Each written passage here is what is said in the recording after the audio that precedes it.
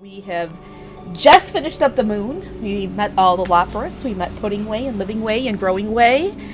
And now it's time to go home.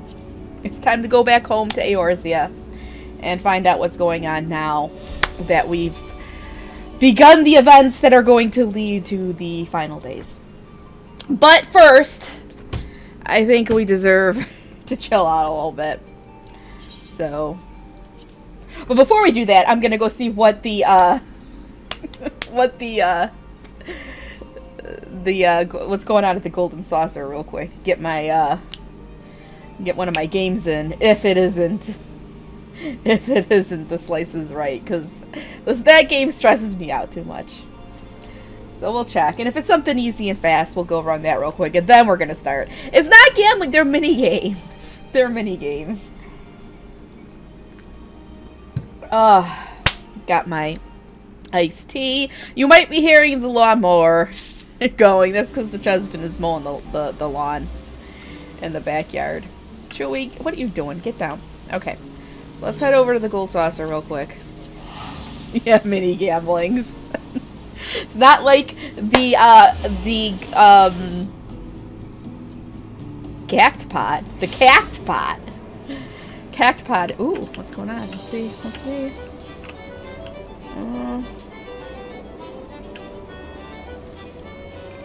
Oh. Stricken's what? Here we go. Rescue the Chocobo chick. We're gonna rescue the Chocobo chick. No, we don't have a... He would love to have one of those. But no, this is a regular lawnmower.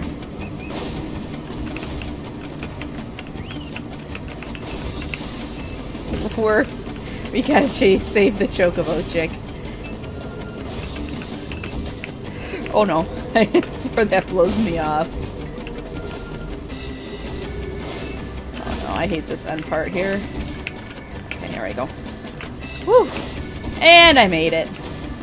That wasn't so bad. Hey, Superman! How's it going? Alright, we did it! We saved... It didn't even take us like 30 seconds. That was a pretty easy one. Alright, now how do I get down? I guess I gotta just jump. Looks like we're gonna have to jump! There we go. Alright. Alright, now that we got that out of the way, let's hit New Game Plus and resume. And, I don't know where we're going. Where are we? Speak with Thancred at the Nether Gate. What? We gotta go back here again? Alright, fine. How far have you gotten into Heavensward? I know you finished up the vault. I know you did. No, it wasn't Gil. It was MGP, which is used to buy items. It's like, you know, it's like tickets. It's like you win tickets at like the arcade or the carnival. Well, that's kind of what it is. But I know Superman finished the vault because oh, poor harsh elephant. Poor harsh elephant. Oh, we miss you. Oh yeah, the trial for Bismarck. That's a fun one. That's a fun one. Oh yes, Palace of the Dead. I swear, when they finally get cross data center grouping together, we should run some stuff together. I'll run some Palace of the Dead with you. We should do maps. I miss doing maps. We had friends that were playing with us for a while and they took a break and I don't know if they're gonna come back or not. And we used to do maps like every week. And now we haven't. And then I had some friends who left the server. It's just like I'd like to do maps again.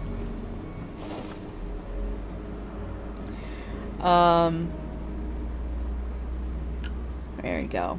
I don't know if BB10 would like to watch these stream maps or Palace of the Dead. Palace of the Dead is kind of like just it's like a dungeon crawl. That's all it is. You're crawling and yeah, definitely. When they do it, we're gonna hook up and play and do some gaming together. But Palace of Dead's kind of like dungeon crawl, almost kind of Diablo-like, I would kind of say, but not really. You just go through a bunch of like levels in a dungeon, and you can get some items, and then there's a boss at every 10 levels, and it's just fun. I don't know, it's mindless fun, and I really enjoy it. And me and the husband and another of our friends who we've been playing together with him for 20 years now, since we started WoW. We've been trying to get through to the level 200 of the Palace of the Dead, so we'll see if we can get there. Those traps are bad, but the best thing, and this is what I've determined, and I'm just going to explain this before I start my quest here, but the best thing is I play as my healer, as my white mage, and I just hang back, and I let them go ahead and trigger all the traps, and I just heal them and decurse them.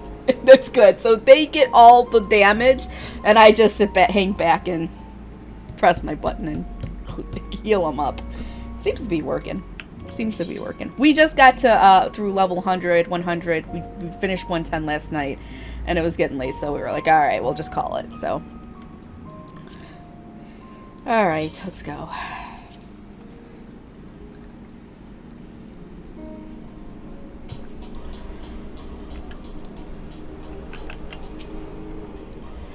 I'd forgotten how cold it was here in Garlemald, a testament to the Loporrit's ingenuity that I felt no such discomfort on the moon.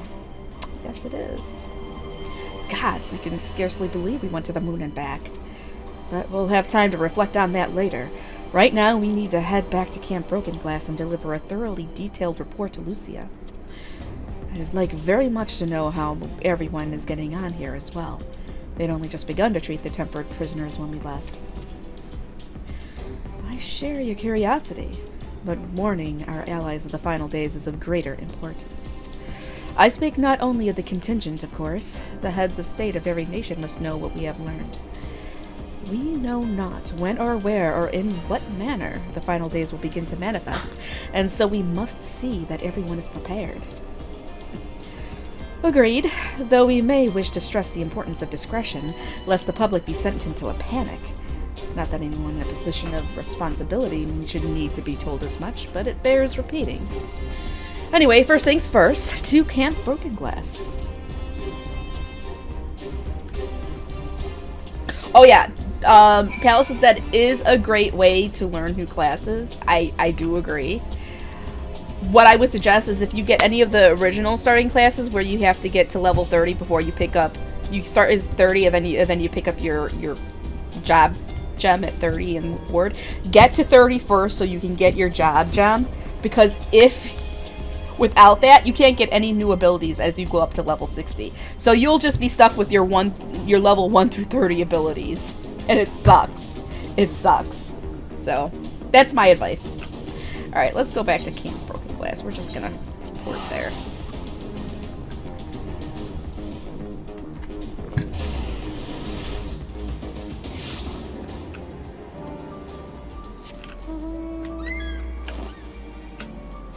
Oh, here we go.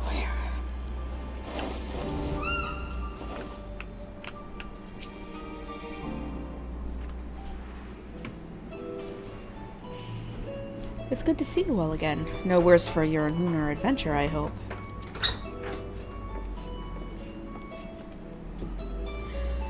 We've done what we can for now, and believe me, we intend to tell you all about it. But before we do, might you tell us what's become of Garlemald in our absence? We succeeded in subduing the tempered inside the Tower of Babel. We took many alive, but combined with those who were already in our custody, the number requiring care has grown exponentially. The inclement conditions here have made it difficult, if not impossible, to treat them all here, and so we have petitioned the aid of the allied nations.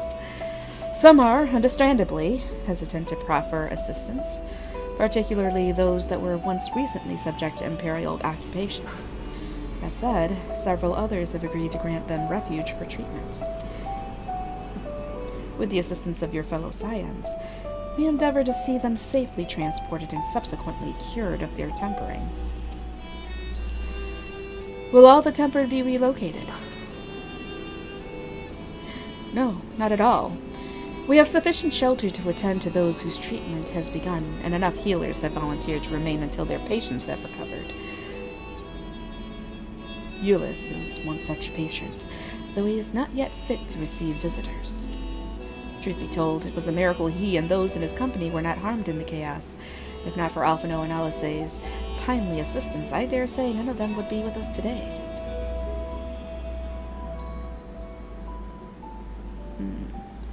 In light of recent developments, have the Alliance leaders come to any decisions regarding Garlemald?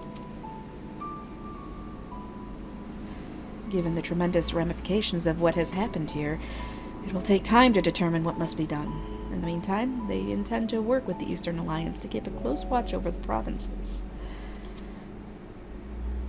We have other news to share.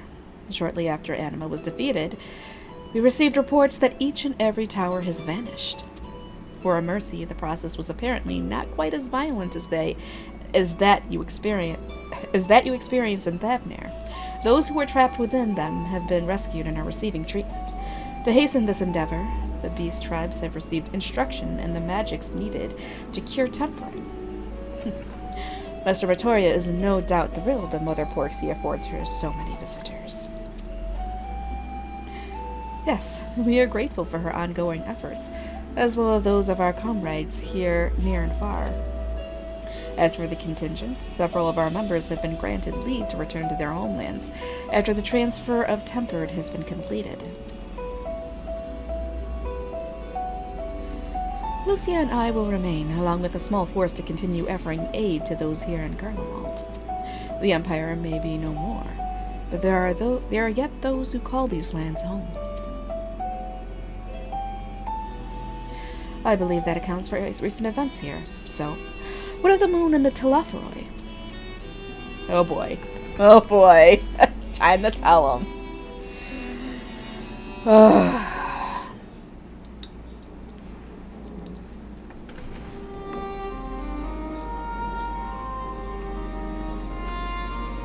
Final days. Gods. I prayed our victory would mark the end of our troubles. There is still much we do not know, but the Alliance leaders must be told. Would you be willing to contact them in our stead? Yes, of course. I will send word forthwith. We'll also release your fellow scions from their present duties, that they may return to Charlian. Your energies are better spent finding a means to avert the coming apocalypse.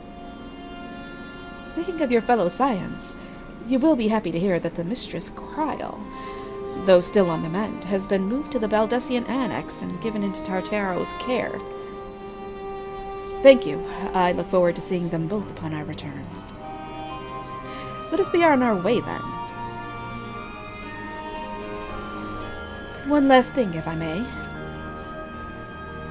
After your confrontation with Zodiark, you said Xenos took his leave, and in all likelihood has he returned here to Garlemald. I have a mind to dispatch scouts to try and ascertain his whereabouts, but first wish to ask if you believe there is merit in doing so. Well, I don't think... I don't know. An admirable but futile endeavor. I don't really know what his goal is now other than to fight me again, but whatever.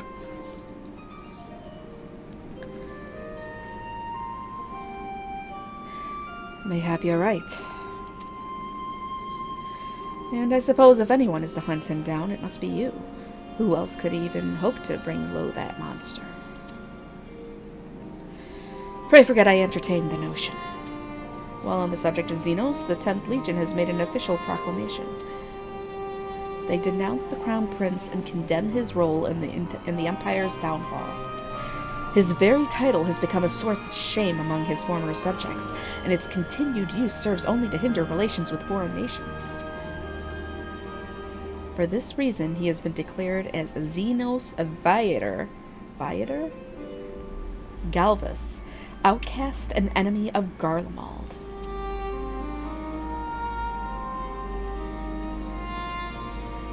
Van Daniel is no more, and now his own people turn against him. It seems he's not but his bloodlust to keep him company. Better that than an army to see it sated. At any rate, I will not keep you longer. I pray you safe passage back to Charlian. Yes, he just wants to fight. That's all he wants. He wants another fight. He wants a tree match. A tree match? Is that even a thing? Rematch, tree match? I'm gonna trademark it anyways. No! Ludius. Oh, well, yeah, that's Xenos, but whatever. Alright, back to the Baldessian Annex. We haven't been to Charlian in a while. Don't give me that look. It's a tree match, I say. Tree match. Yeah. Like 3. But, like, tree. You know, it makes sense in my head. Alright, let's go. What? Oh, I'm not going the right way.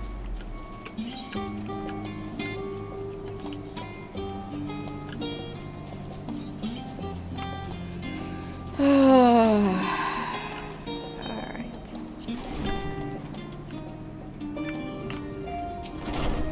Oh, it's so good to see you! And free from chilblains, I take it.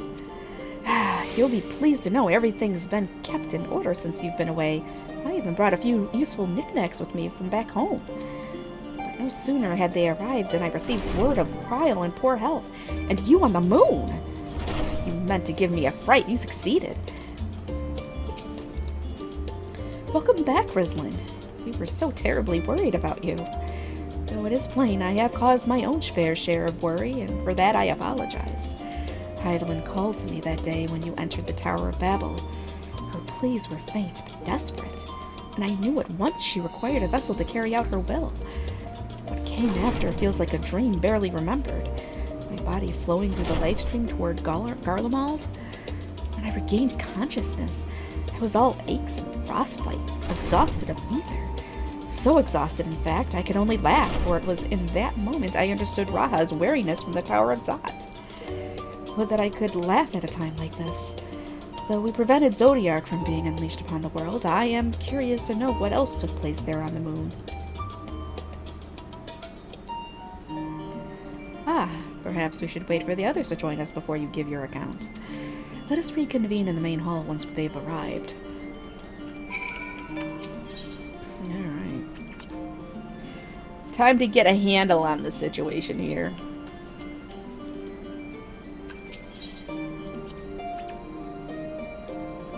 My head, yeah, that's true. My head is weird. Very, very true.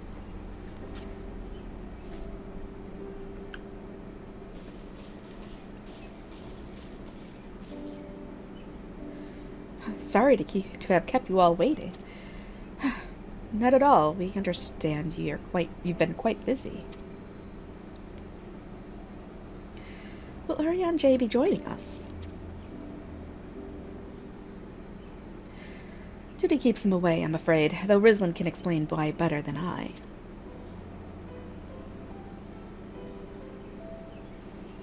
He's, keeping, moon buddies company. He's teaching moon bunnies. That's pretty much the gist of it.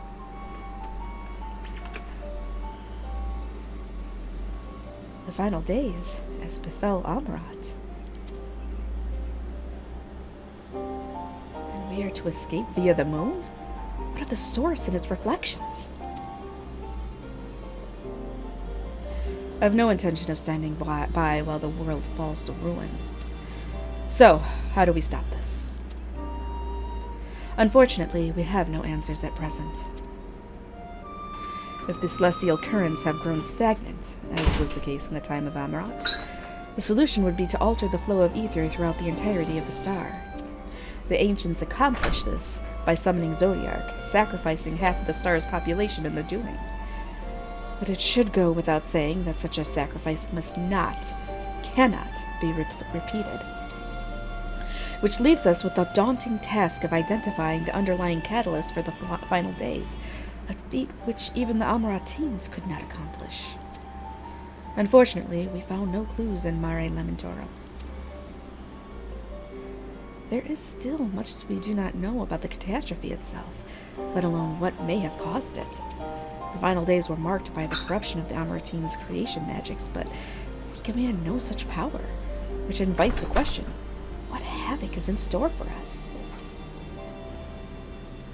If we knew that much, perhaps we could draw some parallel with the events of the past, and thereby form some semblance of a plan.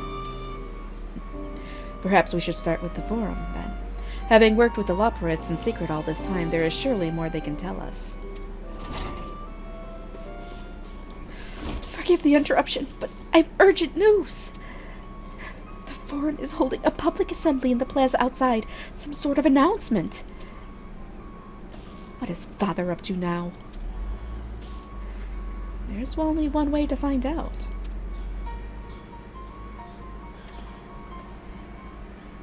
Oh boy, what now?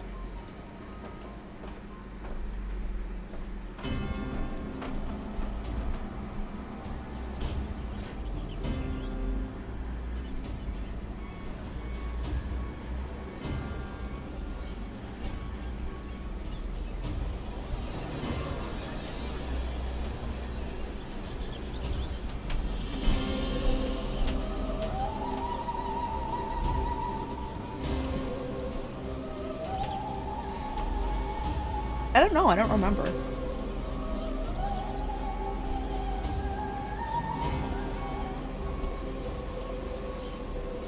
Order! Order, I say!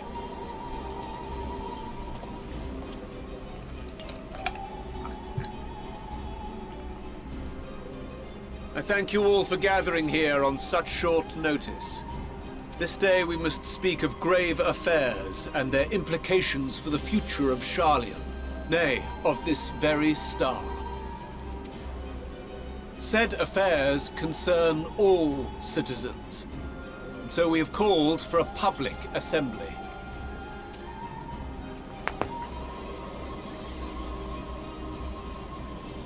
You may have heard rumors of the Talopheroi and the havoc these madmen wreak abroad.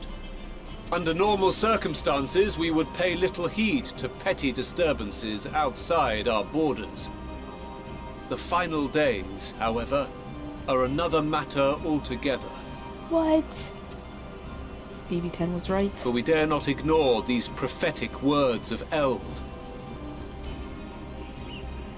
The Endbearers will come, ushering chaos and calamity.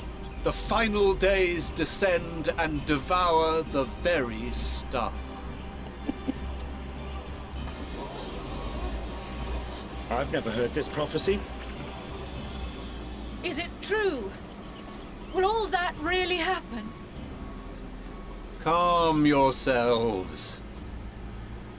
The time has come to speak of the Forum's most sacred duties. But first...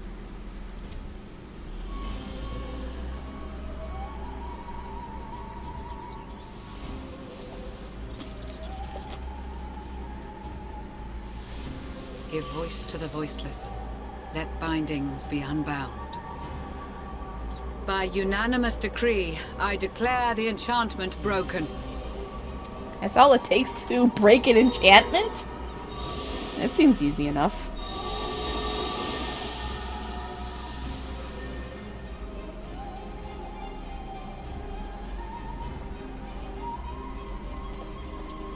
Master Leveilleur, if you would. Very well.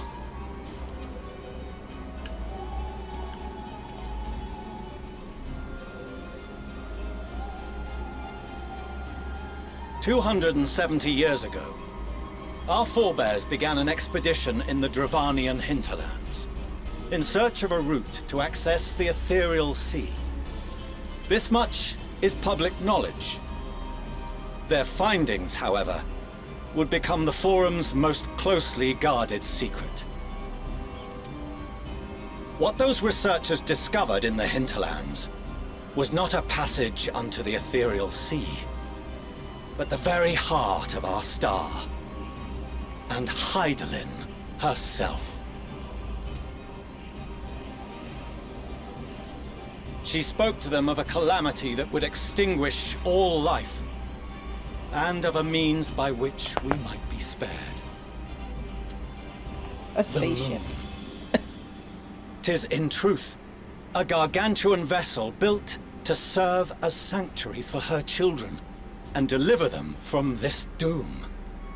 Much like Njunkref's hope in ages past, it will bear the people of a world in the throes of death to a new home. I guess we don't need Needless to to tell say, anybody. this will be no small undertaking. To facilitate the great work, the Forum has maintained close contact with the servants of Hydaelyn, who presently reside on the moon. Convinced that the foretold end was all but inevitable, we began amassing a wealth of knowledge, not merely for the betterment of our nation, but in preparation for the journey to come. You reveal this to us now? By the gods, how long do we have? Not long enough. While we cannot say with certainty, we believe the hour to be nigh. We received a transmission from the moon suggesting as much not long ago. Which is why we must in earnest begin preparations for the Great Exodus. For his impressive contributions, and the leadership he demonstrated during our withdrawal from Dravania, we have elected Master Leveilleur to oversee this initiative. Because of course it's him. Of course.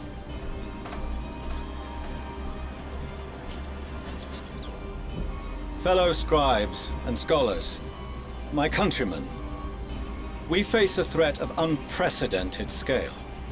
We must challenge the trials before us with composure and conviction if we are to find salvation. The wisdom of Sharlayan has ever been a shining beacon in the darkness, and so it shall continue to be. It is our solemn charge to see our heritage preserved for future generations. For those who will come after, we will brave a new frontier.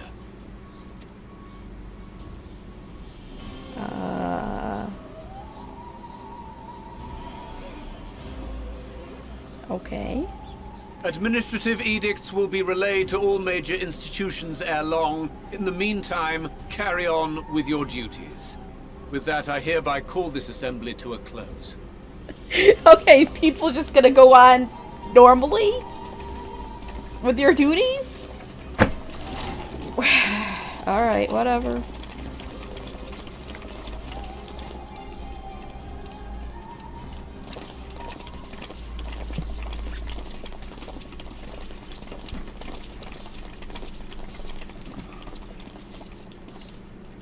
Do you remember what Mother told us when we visited home?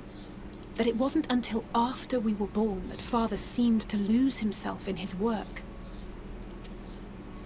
If that great work of his was the evacuation of this star, then... Yes. It wasn't for his benefit.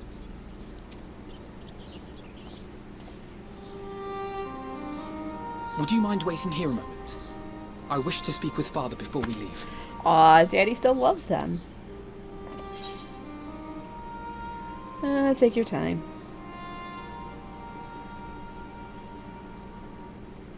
Thank you. I shan't be long. If it's all the same to you, I have a few choice words to share with Father as well.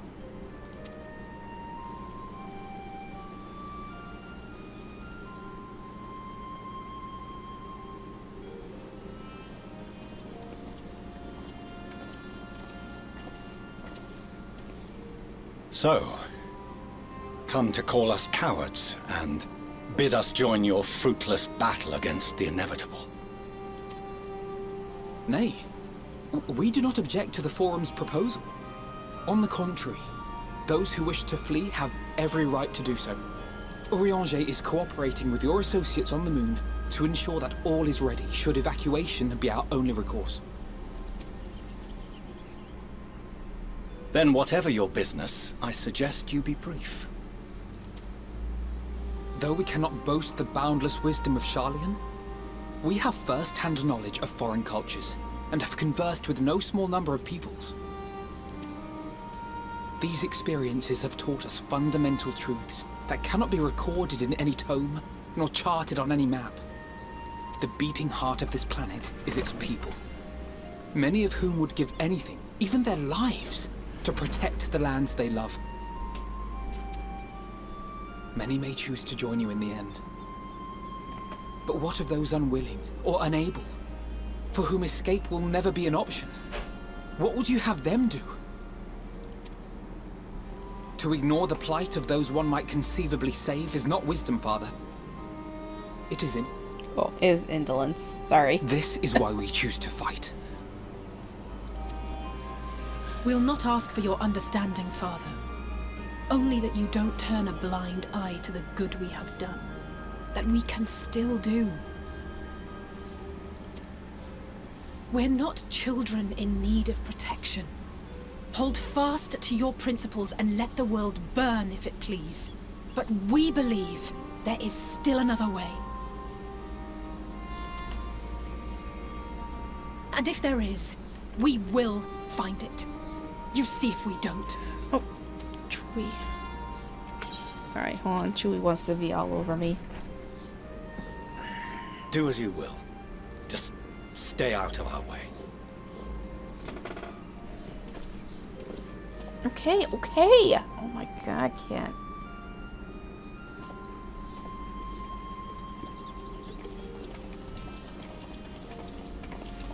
Were he not so consumed with self-righteousness, he might tell you how proud he is of you both. Bold words call for bold action. And there'll be no turning to your father should plans go awry. As if I ever would. So long as there are those who wish to stay and fight for this star, we have to do what we can to help them.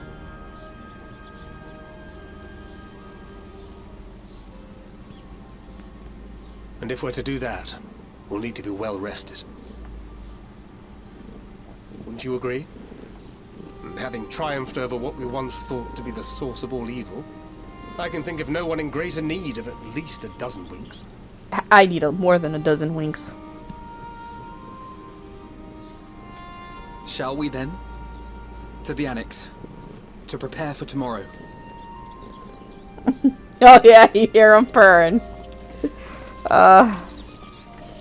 He likes to sit on my chest, and he's sitting on my chest right now. Boo boo, I can't play with you on my chest. What? Alright. Well, I gotta hold you with one arm. I can't hold you with both. Don't look at me like that.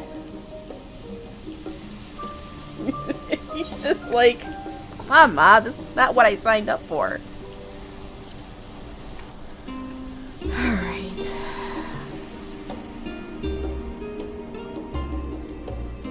What? Don't look at me like that because I'm not holding you the way you want me to. Oh, he's like, no, Ma, stop. Where's your other hand? I gotta get to the cousin, Joey.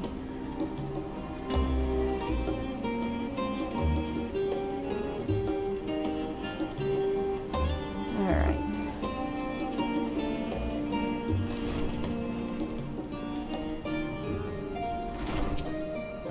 Kryle tells me the Forum made a rather momentous announcement. So there's to be a great exodus, is there? I'm reminded of my narrow escape from the Isle of Baal, the realization they're running, a mixture of relief and regret after. Why me, I ask myself. Why me? Why us? Why now? Why wonder? There's no use fretting over the cosmic morality or lack thereof.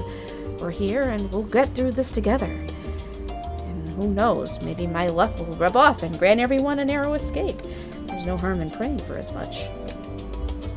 Oh, but enough of my rambling. I'm sure you're exhausted. Your chamber awaits. Alright. He is healing me with purrs? Are you healing me with purrs, boo-boo?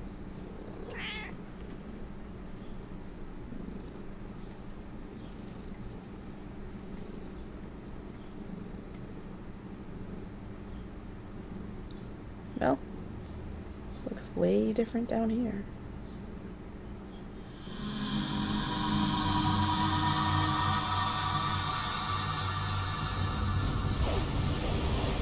The heck?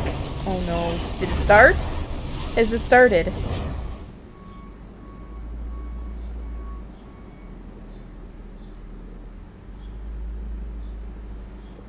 No, I think I just had a vision.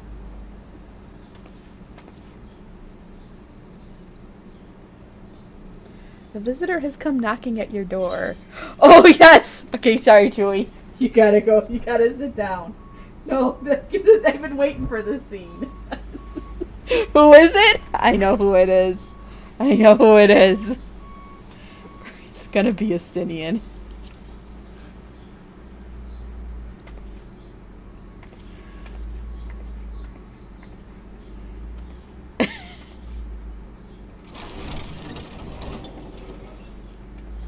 What?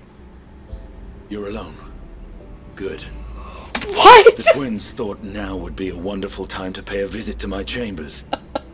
Rather than listen to them bicker over tonight's snacks and tomorrow's plans, I seized the first opportunity to make my escape. He's happy that I'm alone. Oh my god. To their credit, they decided against intruding on your peace and quiet.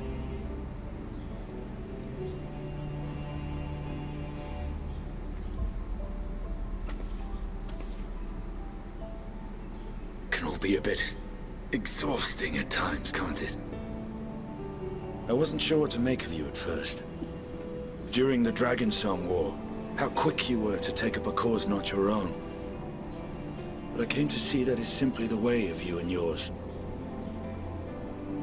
I will not pretend to understand this talk of ancient primals and the final days. But I trust in your judgment and choose to believe in your cause. You and Alphino have my lance, now and always. Aww. You'll need it. Rack and ruin looming on the horizon. Calamity bearing down upon us. There's no place I'd rather be than here. Standing shoulder to shoulder with friends on the front line. So do not hesitate to send me against your enemies. I'll make them rue the day they met me. Now, if you'll excuse me, I could do with a little air. Okay. If Alphino asks, I was never here. Wait, what? You just gonna jump out my window? Seriously, dude? Until the morrow. Wait, you're not even gonna stay for a spot of tea? Maybe a little heavy petting? Nothing? What? What was that? Damn it. Oh well. My heart still belongs to Emmerich. You're like, see ya. A short while earlier in the Alamegan Quarter.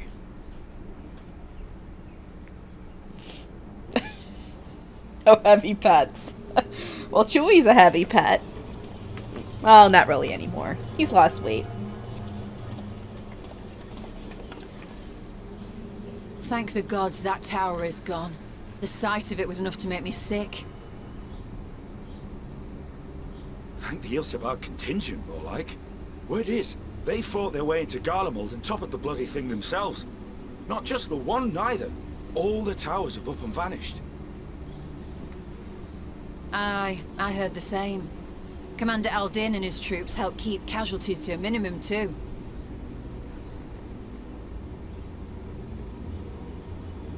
But is it true? They brought back tempered Garlean soldiers. Uh-oh. As Commander Aldin tells it, they've a treatment for that now. But don't you worry. Cured or not, they've no plans to bring them into the city proper.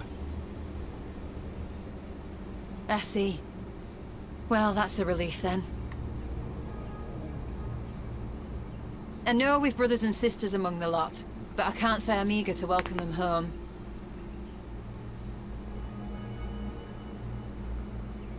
Wanted to think about it for a while yet. They're to be looked after in Elegana for the time being.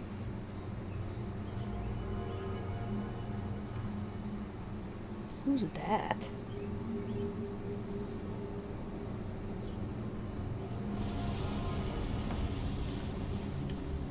What the heck? Meanwhile, in Ishgard. In Ishgard? What's going on in Ishgard?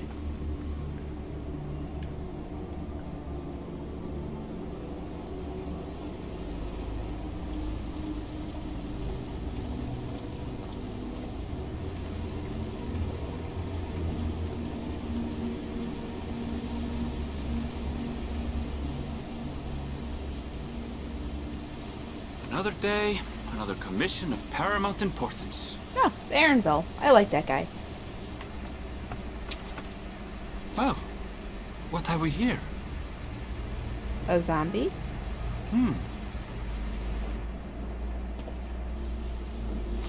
Why doesn't he have sandals on in Ishgard? He's gonna get frostbite. Are you alright? Seriously, dude. No, it's not me. Uh-ohs.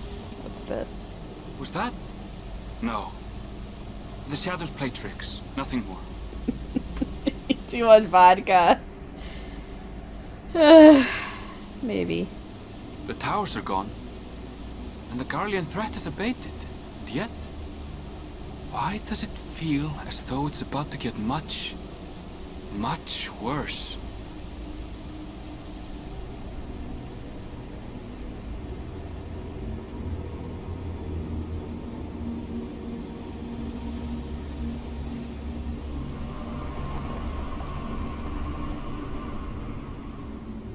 What?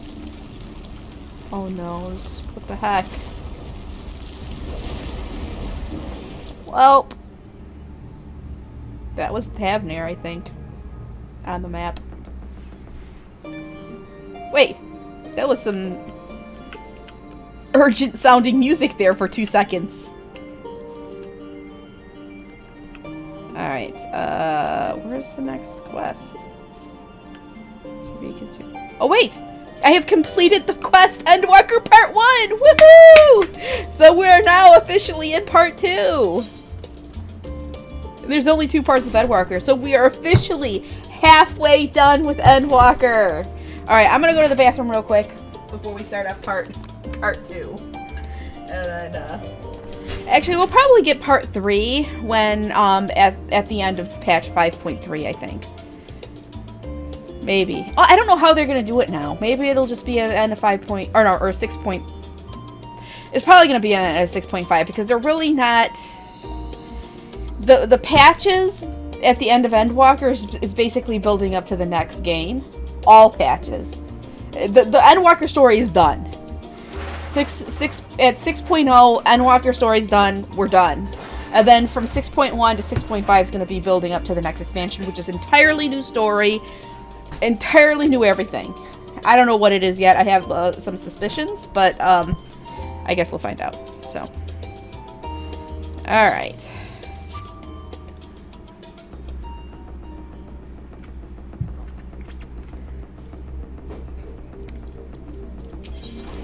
Whew. Oh, Rizlin, I was just about to call for you. I'm afraid we've received another call for assistance. This one comes from Razat Han. So, there's proof of life for BB-10 that I wasn't disappeared under the driveway yesterday. Oh, proof of life. Whatever. The others have assembled in the main hall to discuss the situation. You must join them at once. Alright.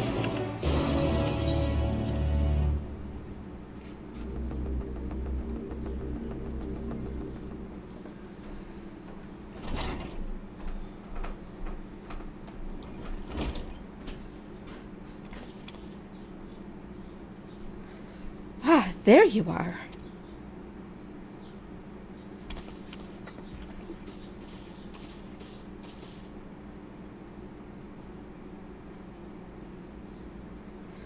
Our worst fears have come to pass. But moments ago we received grim tidings from our contact in Razat Han. Vile beasts have appeared as if out of nowhere, claiming one victim after the next. What's more, they say the very sky burns above them. It was a sound box. It was a recording. Good gods. final days finally upon us? It would appear so. Sadly, that is all the information we have at present. No doubt the people of Razat Han are busy fighting for their lives. Then we must go at once. They need our help.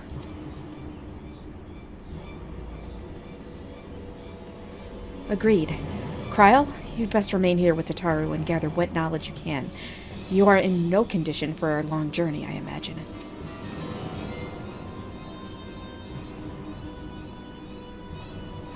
Very well.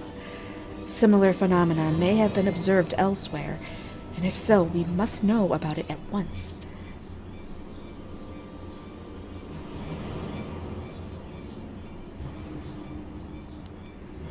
Be safe out there, yes?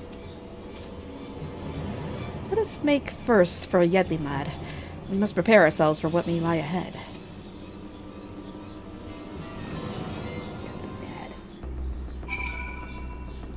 Okay, there's the intense music. I'm glad for Kryl's support. I'll also call upon Hori Boulder and the others to assist us. They will be our eyes and ears in the field, as they have been many times before. Alright. No similar creatures have been sighted here in Sharlayan. That said, the early signs may manifest in other regions ere long. We must be prepared for every eventuality. Alright, I don't want to talk to everybody. Let's just get out of here. Journey to Tabnir.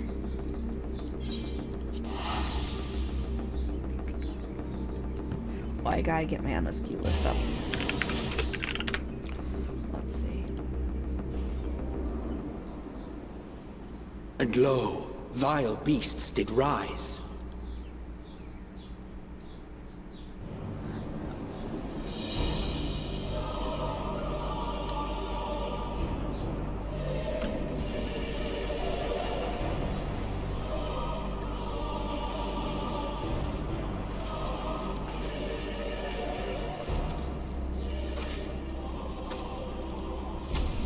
Leaving naught in their wake but blood and ash.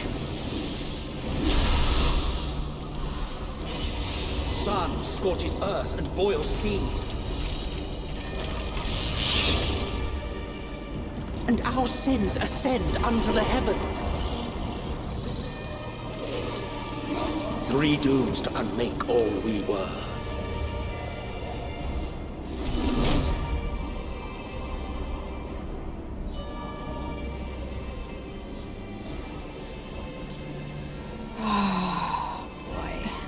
Burns. The final days are truly upon us. Very spoopy. Oh. My friends, I trust you have heard the news. We have. What can you tell us of the situation, Your Excellency?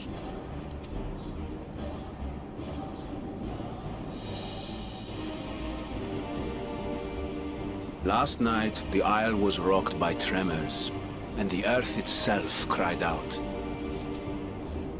Aloft, the heavens began to burn. From all about, unholy beasts, the likes of which we had never seen, came forth in fury and rage. No. To say they came forth would be inexact. The people of Razat Han themselves transformed into these baleful fiends.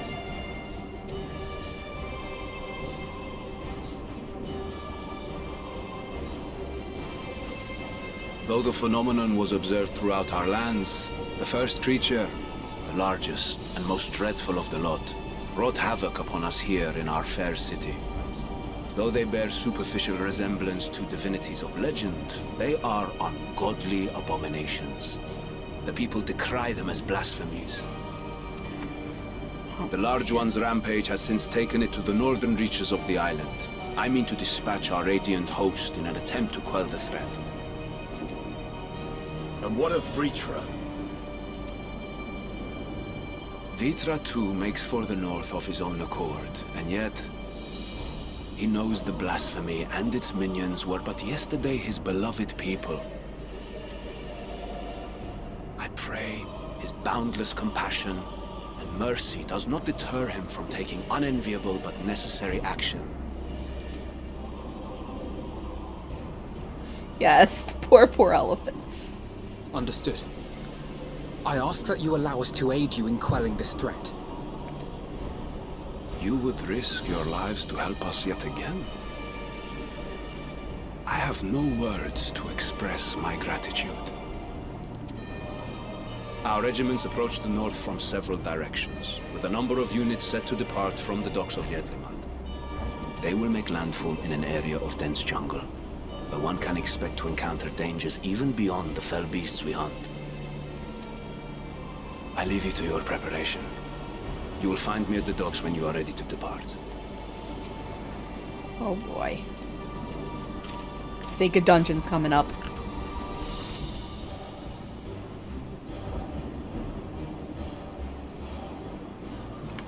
You knew the clenched fist was coming. We're as prepared as we'll ever be. Let's go.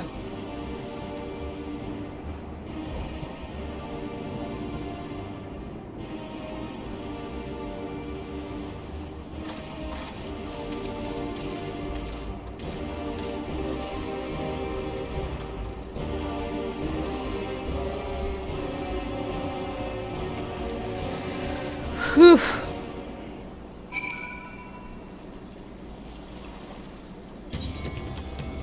Aha, here we go.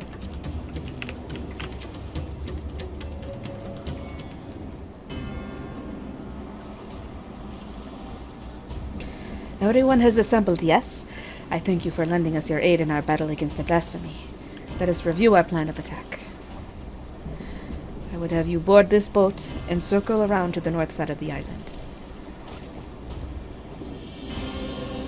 There you will find a dense jungle called the Vanaspati. It is a sacred wood, home to many temples and a number of villages. Vritra and the Radiant Host have gone there ahead of us. I ask that you join them and do all in your power to destroy this blasphemy.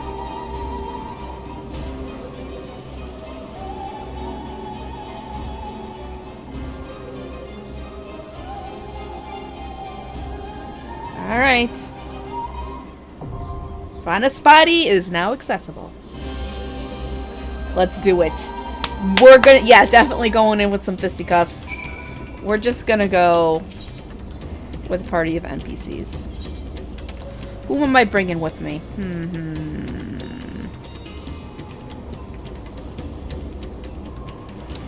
Wait, oh yeah, Urianjay's not here, so I guess...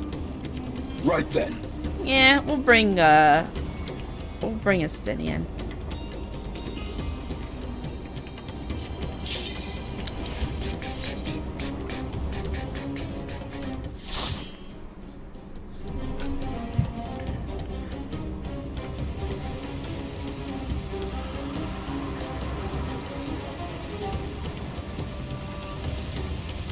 Oh no!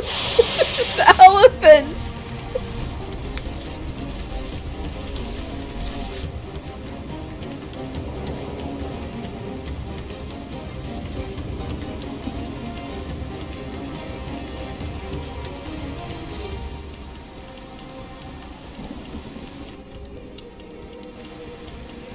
Oh noes. Alright, hold on a second. Cat's meat stink.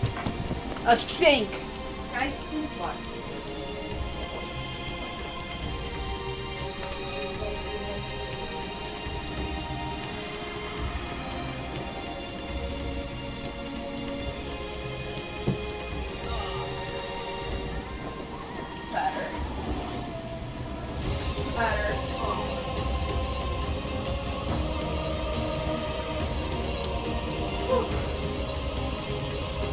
I don't even think it was that. I mean, I think it was more ammonia smelling, so I think they peed in the box, but didn't cover it up. So I just poured some baking soda on top, which helps with that. Poopies would have been worse, but it was just the ammonia was too much. All right, let's go.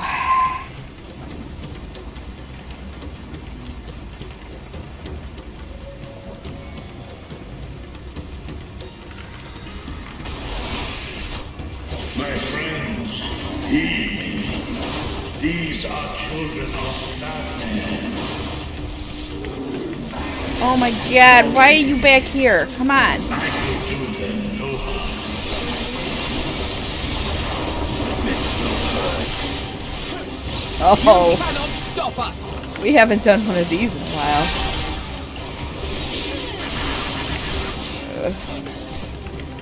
Shit. Oh, that hurt. It hurt me.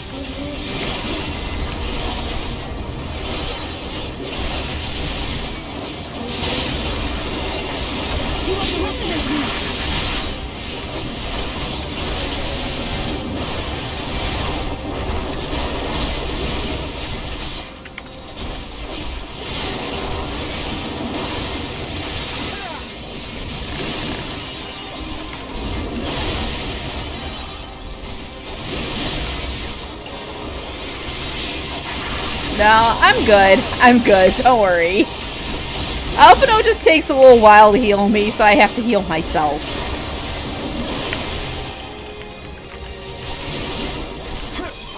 But I got it.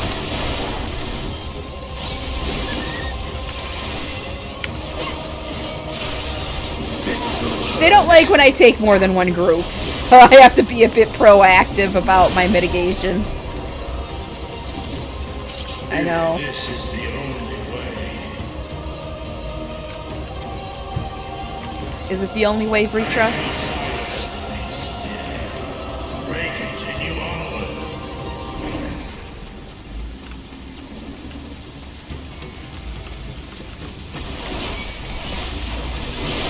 I know, but it's okay. It's okay. We got this.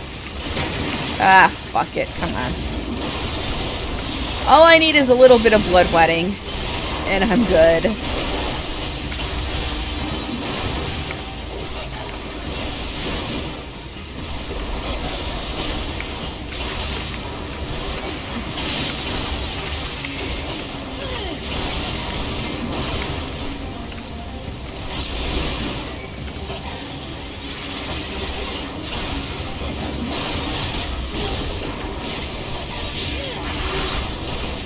What?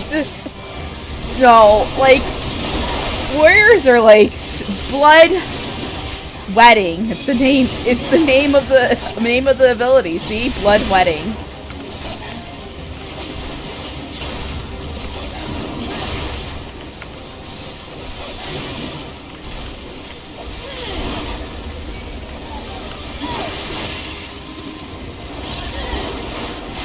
All right.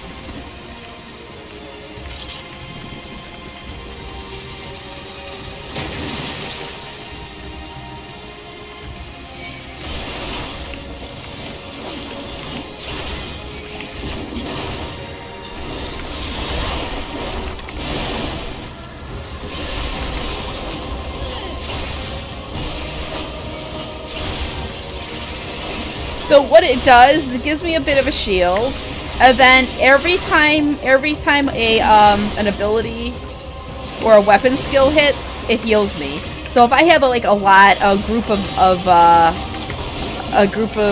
mobs, it basically can full heal my entire bar, and it's on a 30-second cooldown. So it's up pretty much as I need it to be, mostly.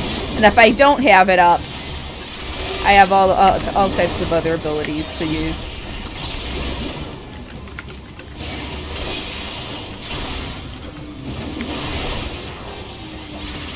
You underestimate me.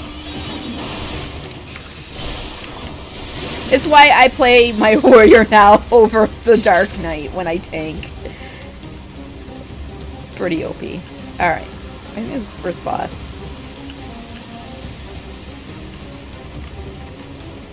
It's too late. Too late for us all. Ew. Yeah, nasty looking.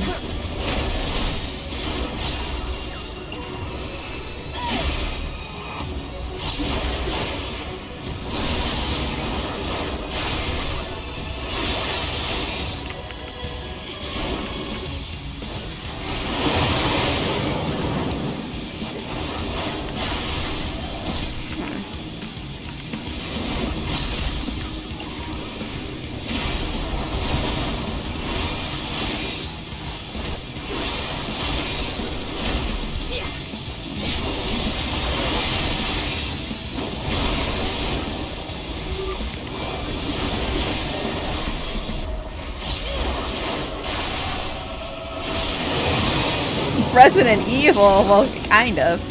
A little bit.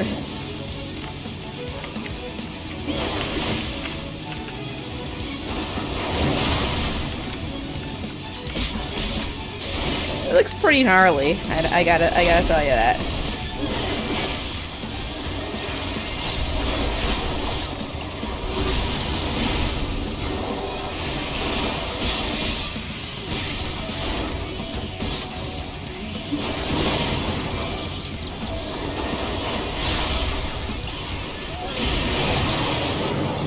Kinda, maybe.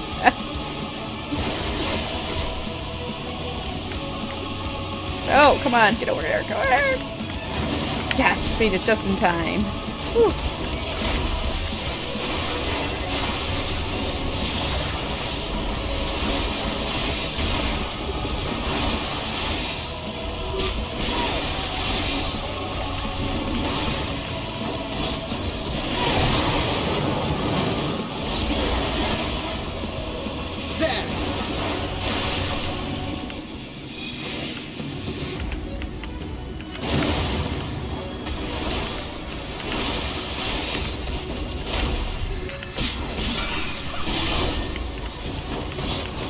Come on, you guys, spread out. Seriously.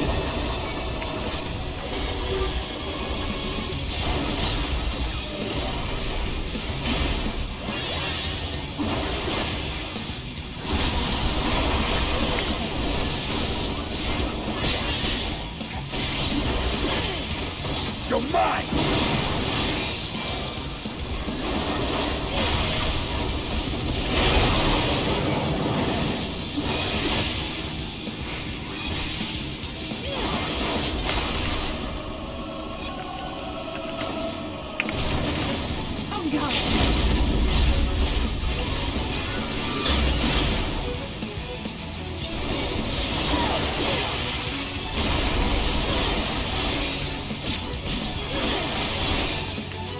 Alright.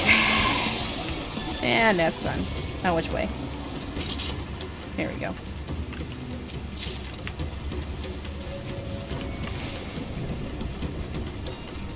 What is this vile presence I sense? It's evil, Vritra. It's evil. The horde draweth near. Be on your guard.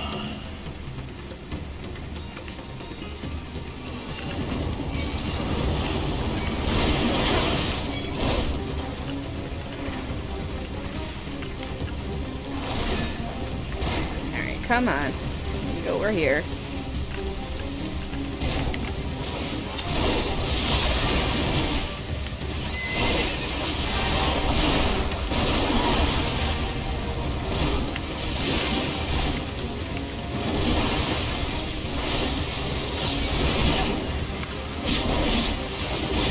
Yes, and I get to keep them all to myself.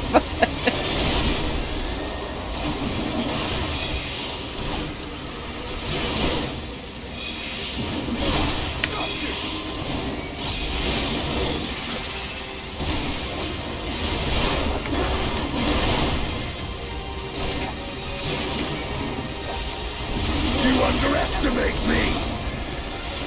You always say that, Estinian.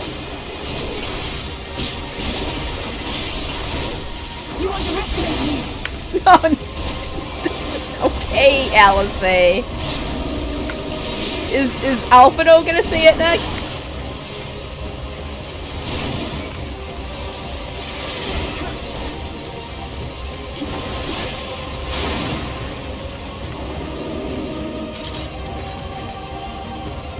You have to get away from here. What's wrong, Mother? No! It's hopeless, hopeless.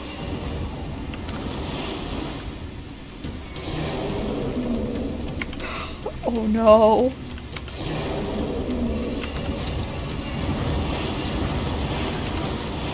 They all turned.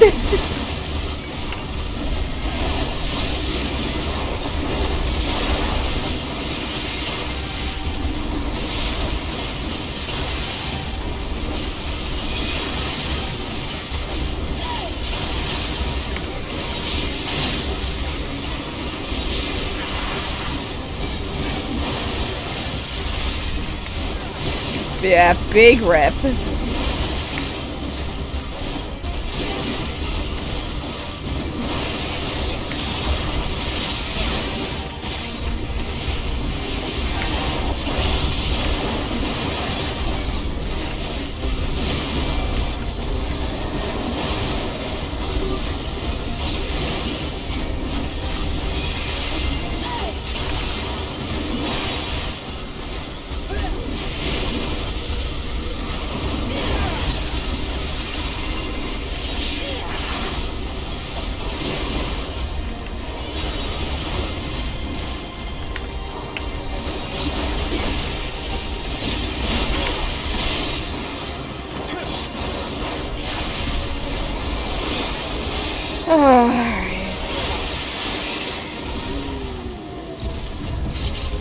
Oh, treasure coffer.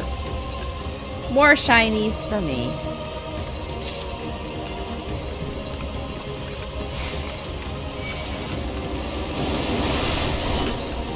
Alright, we're gonna pull all you guys. Alright, we're doing it.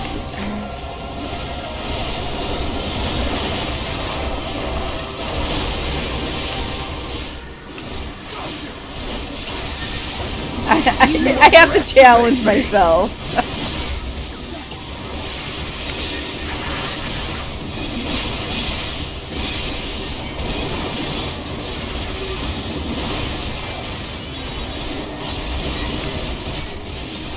I know I'm giving Alphino a heart attack, but, you know, keep up, bud.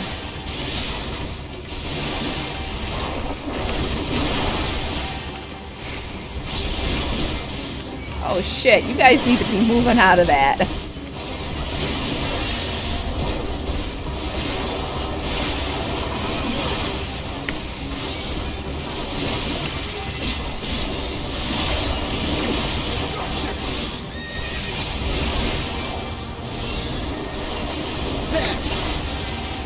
You underestimate me!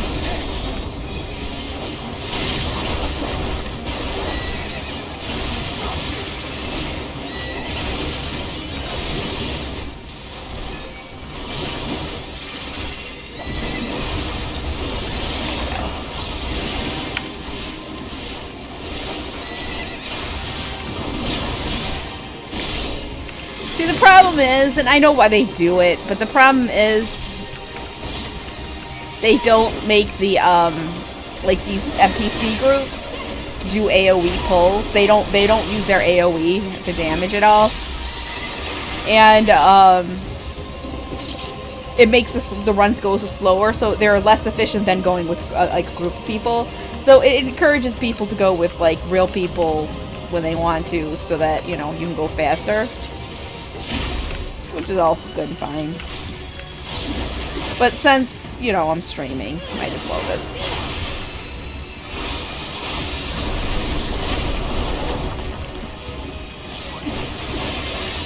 Especially since a couple of the dungeons that are coming up, there are, like, journals and stuff I want to read that you'll never be able to read in a group when you're running a group, because, oh shit. Because, oh shit! Wrong way! You're never gonna be able to do it in a group. Because, they're not gonna want to stop.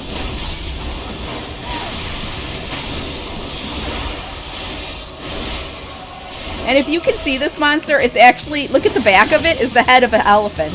Yes! The elephant is the head. The monster.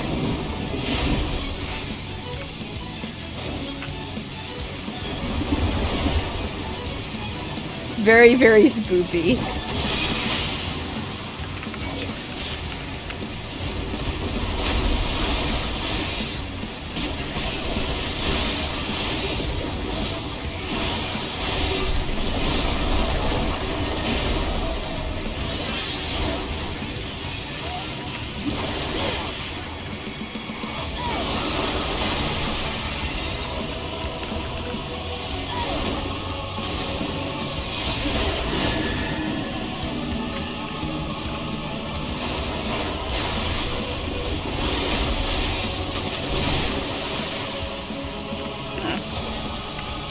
didn't even move.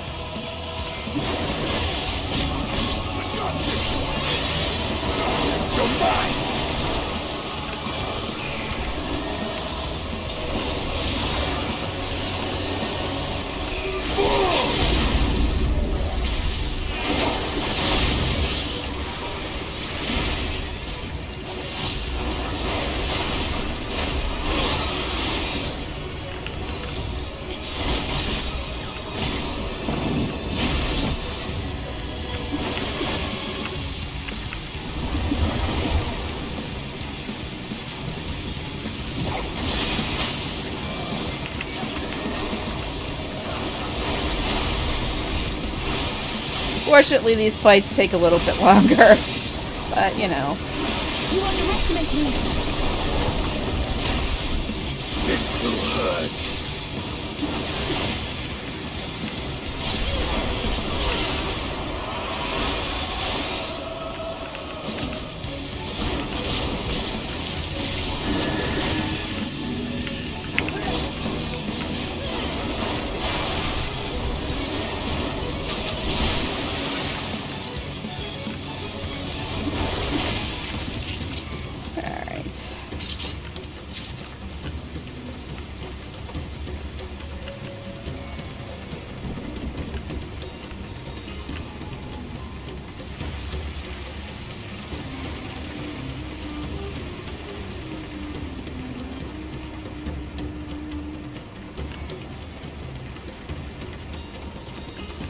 Look at the air. Look at the sky. That's kind of creepy.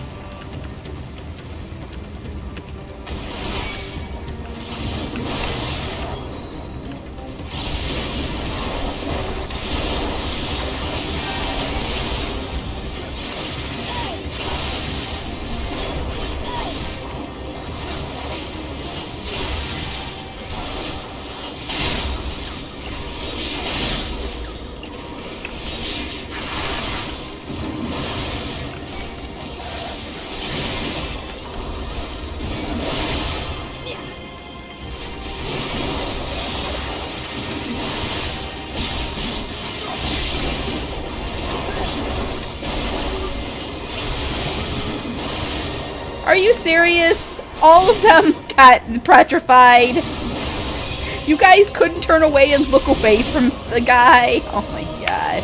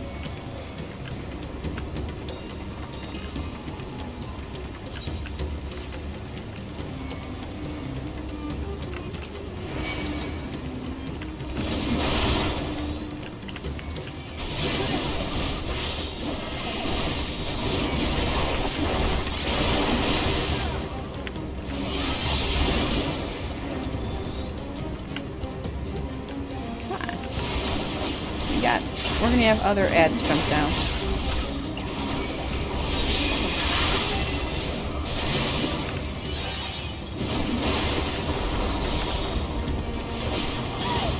You know.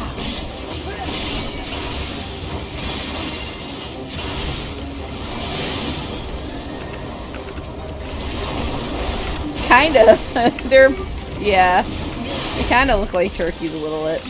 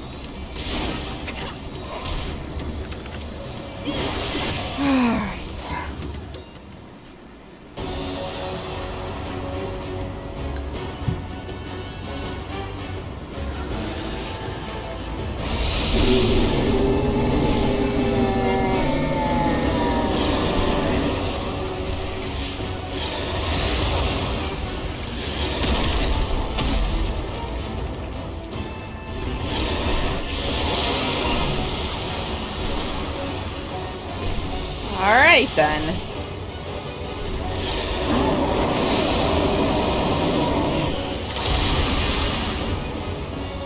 Well, we gotta kill that thing.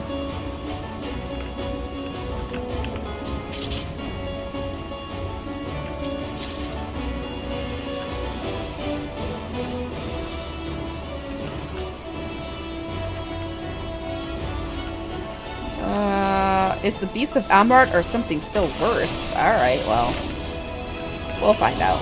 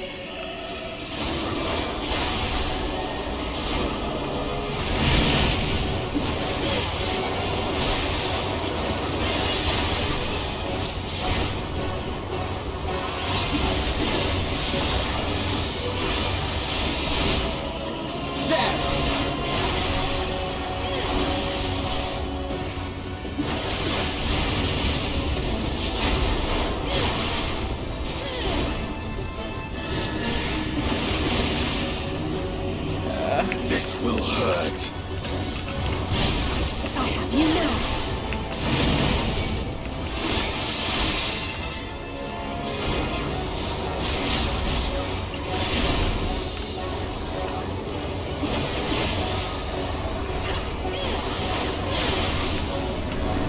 Alright. Puzzle time.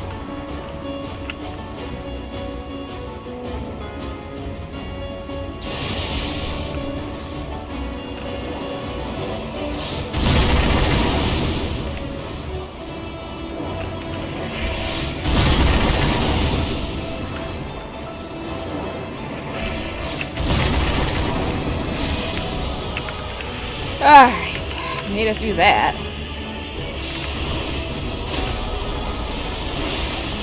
No, not slide puzzle. Thank goodness. You're mine!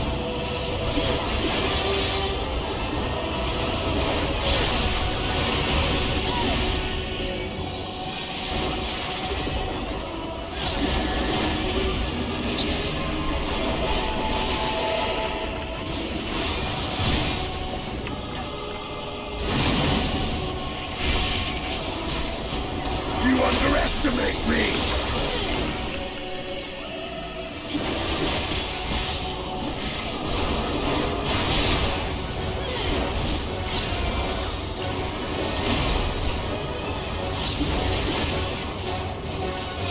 This will hurt.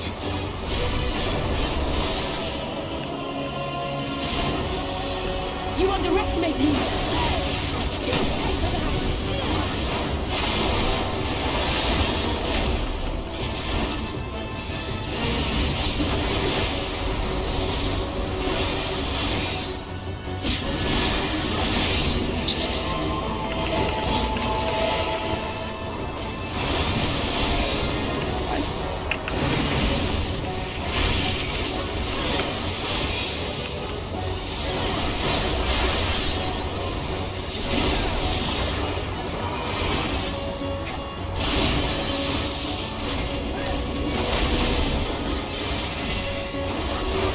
Oh my god, it's taking so long to die. Come on.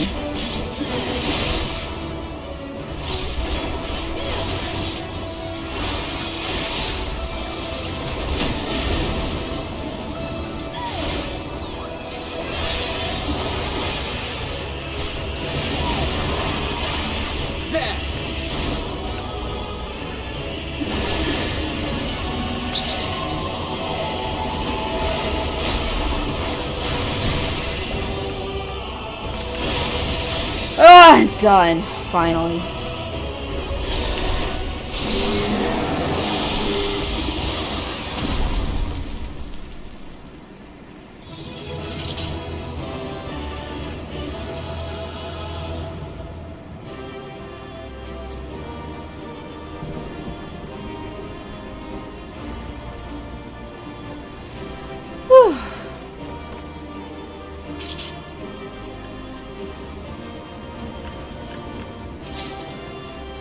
as the sky burns. Oh, I have that one already. I'm gonna desynth that. Oh, rustic chocobo counter. That's getting desynthed too. There you go. Alright.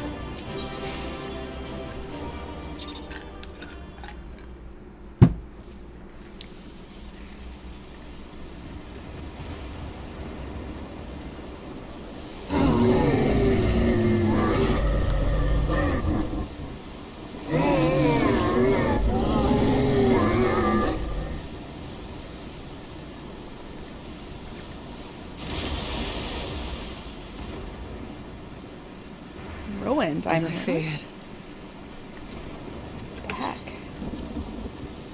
What is it? The beast was there, and now it is no more. Yes? Indeed. We saw it plain. But you didn't, did you? I saw nothing. Not the blasphemy that perished here, nor the other men turned beasts. And because of this, I now see all too well. There is no ether. Where the creatures should be, I saw naught but emptiness. Emptiness? But that would mean... Recall the words of the Watcher. 'Twas a stagnancy of ether, a cessation of flow, leading to decay and absence, that led the ancients to conclude their star was dying. This is the same phenomenon. The instant these people are seized by the transformation, their ether begins to rot and crumble away like dried mud. Until, from their corporeal forms to their very souls, naught remains. But the beast spoke with its dying breath. Surely at least a sliver of the man it was endured. Mayhap so. But even if the process was incomplete, it was little more than a faint residue. Gods be good. You're saying they cannot be saved? What? No! Not by any means known to me. Or by any means at all, like as not. For there is naught left to save.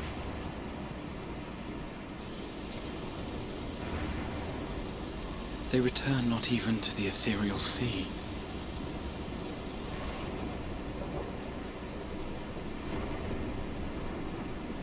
So they just cease to exist! No!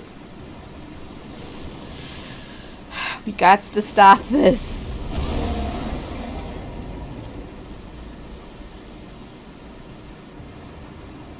The beasts rage on, their hunger insatiable. Even deprived of their master, they perpetuate his legacy of hate.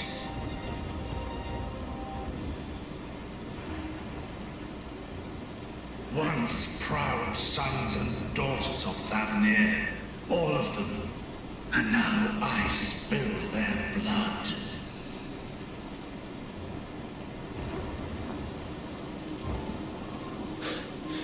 Vitra, my friends, I am heartened to see you safe.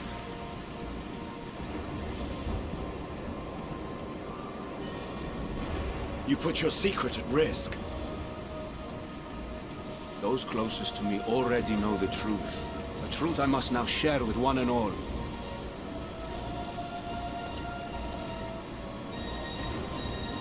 Vitra, calamity has come to Radzatan. Our fair nation is rent by screams of pain and despair.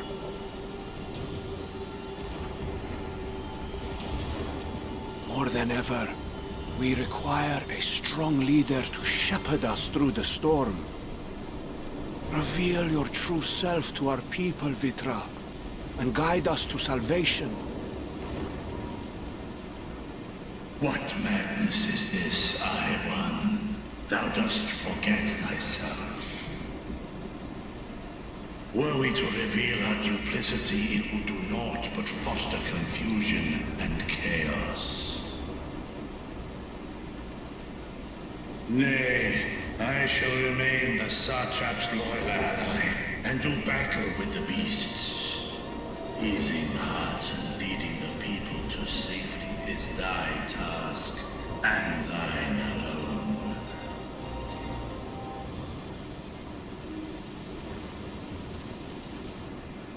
I ask that you remain at Ahewan's side, and render unto him what aid you may. Alright. I know not what lies ahead, but without you, Ra-Zetan will not survive.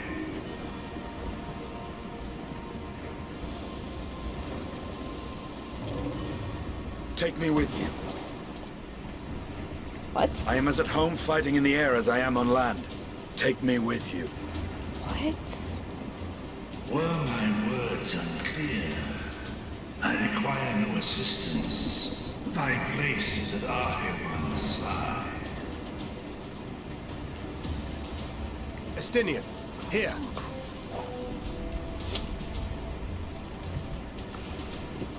The last thing you ever wanted. A link pearl. We'd gain much from knowing your elevated perspective. And it'll keep you from getting lonely, which I know you love. Better You get heard used the to man. it, Stevie. Seems I'm coming with you after all.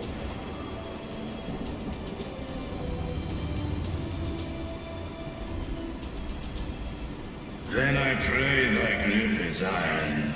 Be it on thy head if thou dost chance to fall. Oh, he's ridden dragons before. Now, shall we? Estinia is no stranger to riding dragons.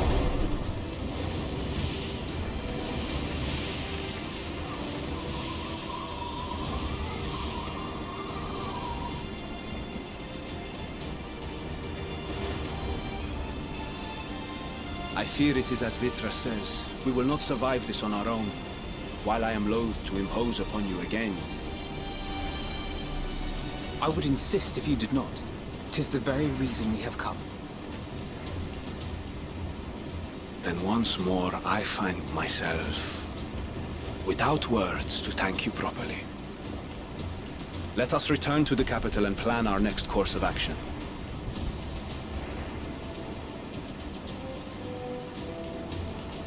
Oh, this is more than a calamity. It's the final days. Oi. Oh boy.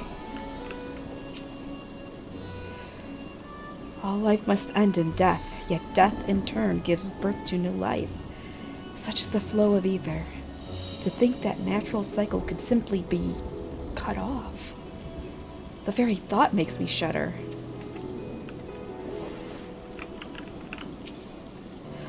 After so long and so many sacrifices, we finally found a way to cure the tempered. But these poor souls, they vanish without a trace. Is there truly no saving them? I don't think he's ridden Vitra before.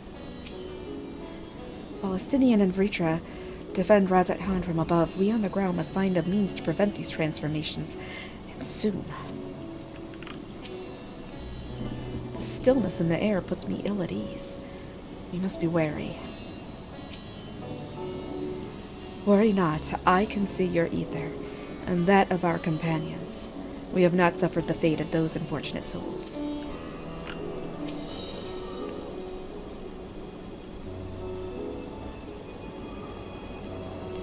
Our radiant host has eliminated the immediate threat in the city, though it pains me to know those beasts were once my own people.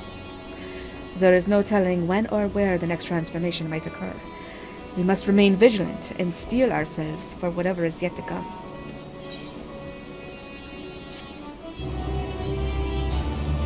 We only got through today 2 quests. It's been an hour and a half and we've only gotten through 2 quests.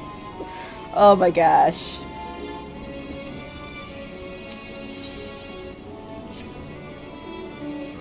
Forgive me, my friends, but I must return to the Megaduta for the time being. There I can better manage this crisis and dispatch my troops as the situation demands. In that case, we shall carry out an investigation of our own here in the city. Mayhap the residents can tell us more about the first of the transformations and the conditions under which it occurred. If we can ascertain what exactly triggered these tragic events, it may give us some insight as to a possible solution. Time is of the essence. Let us split up into 3 groups that we may cover more ground. LSA and I will see to Paxa's path. Thancred and Ishtola pray make for Dharma. I leave Artha to Graha and you, Rizlan. Any information you can gather on the first blasphemy or the manifestation of the final days here in the city would be most helpful. When we have completed our respective inquiries, let us reconvene in front of Megaduta, that we might share what we've learned with the satrap. Megaduty! No! There's no Megaduty. It's Megaduta.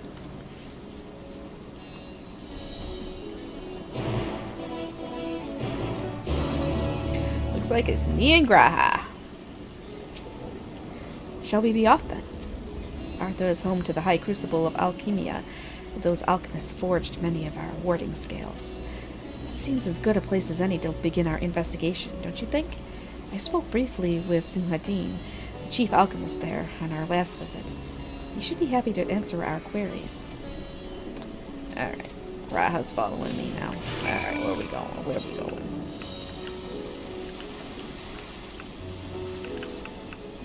I don't even know my way around this place yet.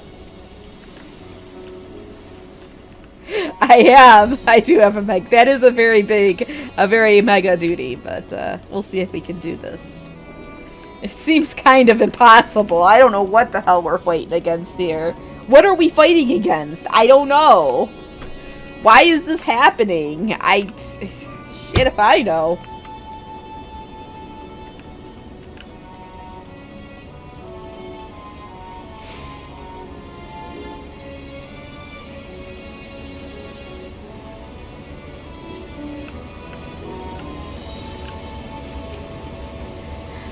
I remember those red eyes. You were with those scions who commissioned the scales from us, yes. I welcome you back to the High Crucible. What brings you here in these troubling times? We are assisting the satrap in investigating the crisis that plagues the city. Did you happen to catch sight of any of the creatures? I did. As I was going about my work, I was disturbed by crashing footsteps so powerful that the very ground shook. I rushed outside and could not believe what I beheld. The night sky was burning. Suddenly I heard panic screams coming from the direction of Balshan Bazaar. In the next instant, a monstrous beast poked its head out from amidst the stalls. A handful of the Radiant rushed to the scene, only to be sent sprawling as the fiend and its minions propelled themselves skyward. So the blasphemy came from the vicinity of the markets. This knowledge may prove useful. I thank you for sharing the tale. Well, I do believe we now know where we should inquire next. To the bazaar, then. No! We cannot summon a new Zodiarch. Do you not recall how they summoned the first Zodiarch? They sacrificed half of the people of Amarat in the ancient world to bring about Zodiarch. No. That's not an answer. We gotta figure something else out.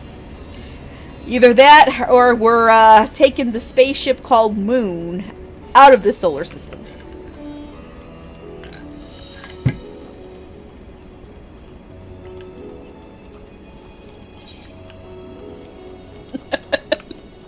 I'm just trying to refresh your memory there.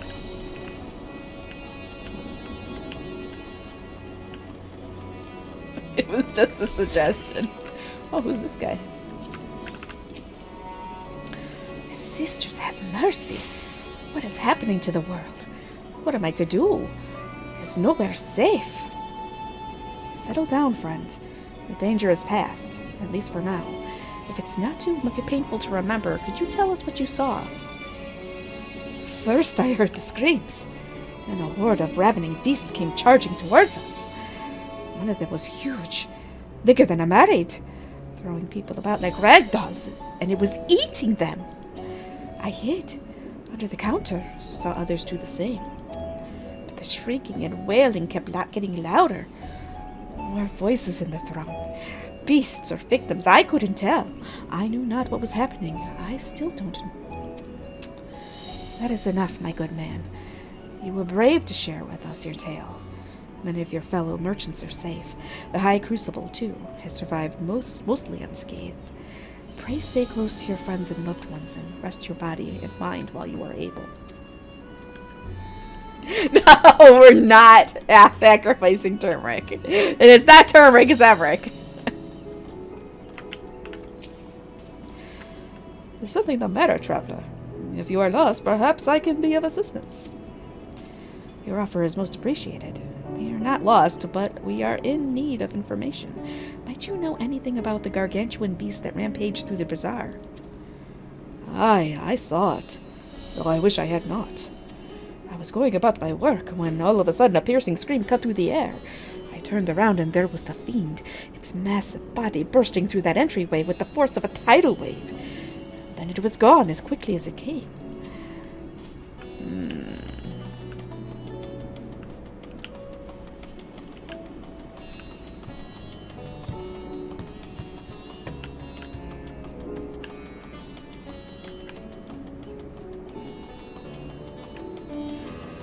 What is this here? So this is Thavnarian weave. I must say it bears a resemblance to the traditional fabrics of Corvus. Small wonder, really, given that it's just across the water. Not that I am much of an expert of Corvosi culture, of course. I have not had the occasion to visit my ancestral home since coming to Charlian, and like as not, I will never reside there again. That said, in recent days I felt more acutely aware of my heritage, and grateful for it. It is thanks to my forebears that I inherited the royal eye, and with it the wisdom of ancient Alag. And so, well, I simply hope that my countrymen are safe. And one day, when this calamity is but a memory, I would like to see Corvos again. If only once. Forgive me, but my shop's closed until further notice. Needless to say, we've more pressing concerns these days. We have come not in search of wares, but information concerning the enormous fiend that tore through the bazaar. Did you perchance witness anything? Afraid not, my friend. I was here the whole time, so I only saw its little minions. Made a mess of the place, they did. While that was all going on, the great big one tore through the west side of the bazaar. You'd have better luck asking there. And with that, I do believe we've learned all we can from the bazaar. Let's take a moment to review our findings.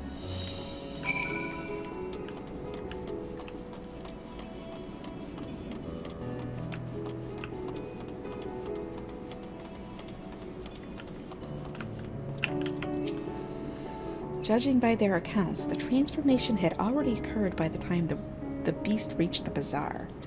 It tore through the west side of the bazaar and headed towards the Aetheryte Plaza. In other words, the blasphemy may have first appeared in this vicinity. That being the case, the people in that Mehane can surely tell us more. I think it's Mehane. I don't know. I don't know how to say these words. I'm just trying the best I can. That's all I can do. That's all I can do.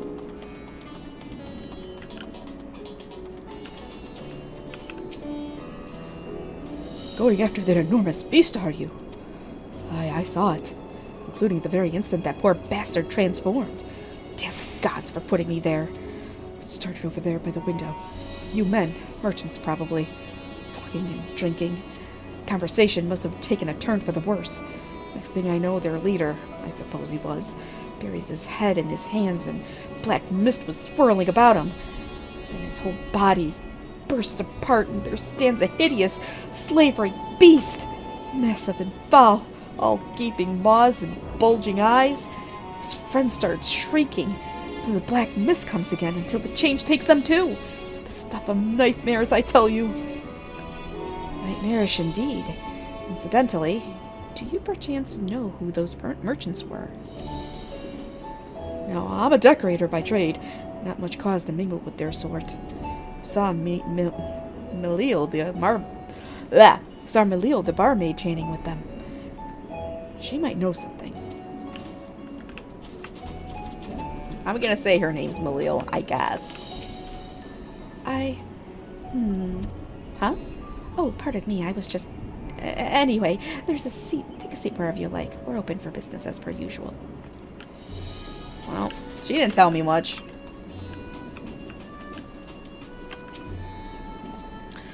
Even after repairing all that damage, it'll take a while for business to pick up again. You mean the blasphemy? That's what the Radiant have been calling it anyway. I saw it too. We all did. I was standing here at the counter as Merid poured me a drink, when then suddenly there came this dreadful sound, like a pained, angry groan. It was unlike anything I'd ever heard. I turned around in shock, and from an ominous cloud of black mist rose the creature, enormous and ghastly to behold. As for what happened next, to recall it sends shivers up my spine. By some stroke of fortune, I was able to slip outside before the beast got its claws into me. But the sight that greeted me offered no solace. The blue sky above turned red as blood. Merid, him, myself, and the other survivors clung to each other for dear life until the Radiant host came to our aid. Wait, did I hear you correctly? The beast manifested before the sky began to burn? I'm certain of it. The windows here offer a clear view of the sky, and I saw nothing out of the ordinary until the beast appeared and began to rage.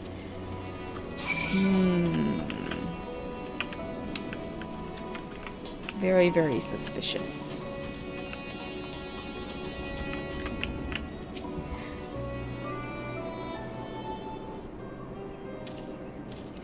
Oh, hello there.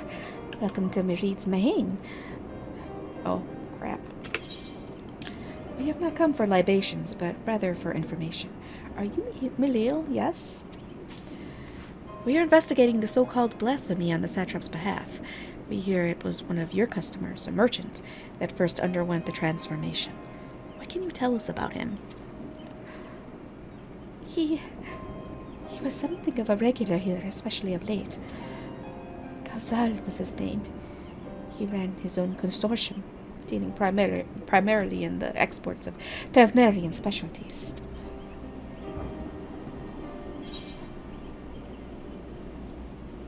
It's through him we met Matsia.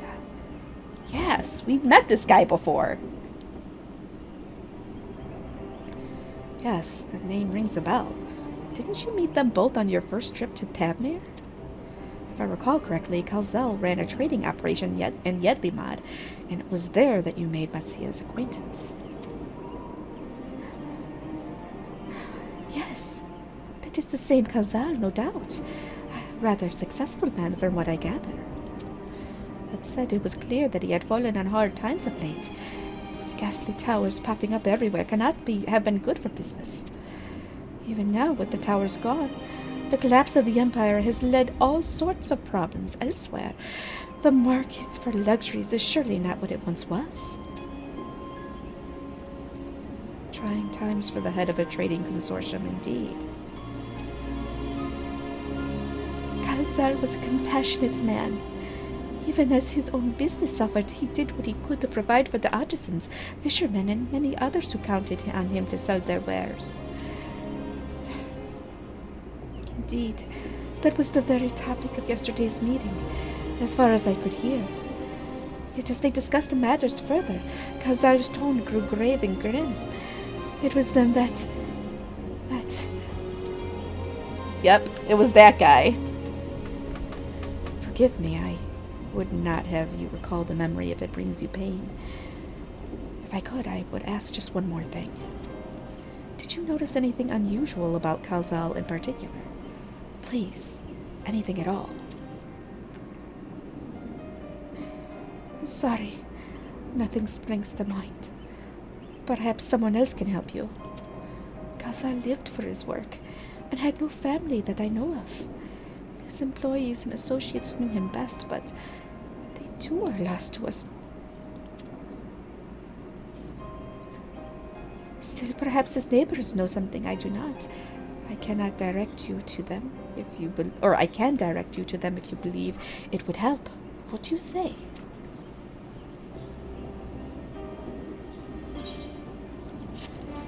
That's the only lead we have. The only lead we have right now.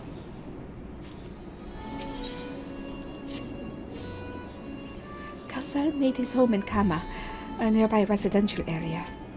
From what I gather, Kazal lived there since childhood and was known throughout the neighborhood. Kama. The name is new to me. How do we get there? I'll write down some directions. I cannot promise that you will find what you seek there, but if nothing else, it is a start. Come, let's see where this lead takes us. Oh boy. Yeah. Alright, time to find our way somewhere. Let's see, maybe to the... Oh, yeah. I need to get out of here.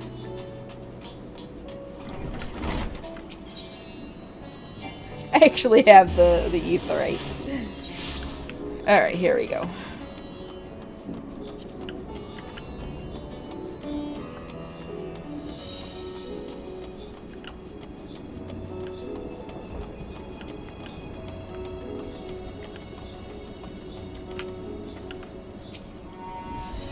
And this must be Kama. We've arrived at last. Let us begin questioning the residents without delay. No doubt someone here can tell us more about Kazal. Given recent events, I imagine many are taking shelter indoors. Well, time to go door knocking. Or we can just bust up in their houses. Kazal, you say? Yes, I've known him since he was a boy. If there was ever a man who was born to be a merchant, it was him.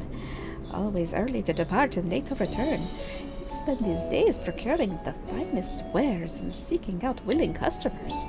You could say it came to him as easily as breathing. Sadly, business was flagging of late. No surprise, really, what with how dangerous travel has become. He was cooped up in his house from dawn till dusk the other day, no doubt racking his brain for a way to turn his fortunes around. Then, at night, I heard the door open. I looked out to see Kazal sitting on the bench, his head hung low, a man with the weight of the world on his shoulders. I see. The situation must have been quite dire indeed. Did you notice anything else out of the ordinary?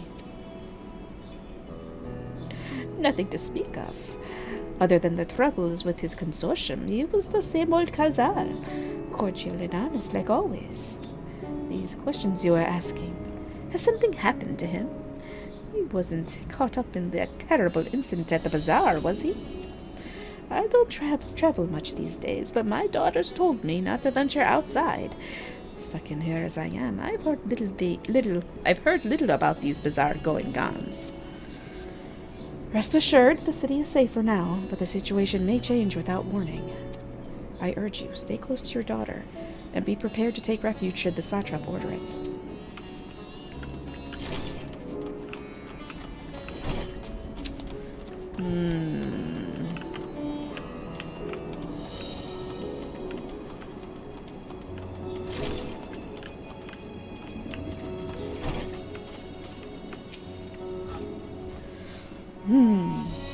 Could you come back another time? I just woke up and I'm not exactly in the mood for idle chit-chat. Well, that's one way to avoid the panic, I suppose. Pardon our intrusion. You may not have noticed, but a great danger has come to Thavnir. I encourage you to stay alert and prepare to flee the city should the situation turn dire. But before we leave you in peace, pray allow us to ask a question or two. Did you know a local merchant named Kazal? If so, did you notice anything unusual about him recently? Kazal? Aye, I know him. In fact, we spoke just the other day. Like many others, his business was doing poorly. Still, it seemed as though he'd managed to turn things around, thanks to a generous order from Revetia Fibers. Why, he was practically dancing in the streets. I haven't spoken with him since, but I assume it all went well. Jinabana, or whatever, Jinabaha? I guess his name, Jinabaha. Might be able to tell you more, though. As I recall, he was the one who brokered the arrangement. Jinabaha at Ruvedia Fibers. This sounds promising.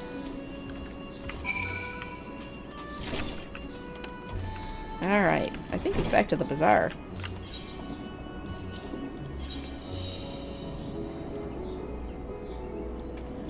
What's this? Ruvedia Fibers.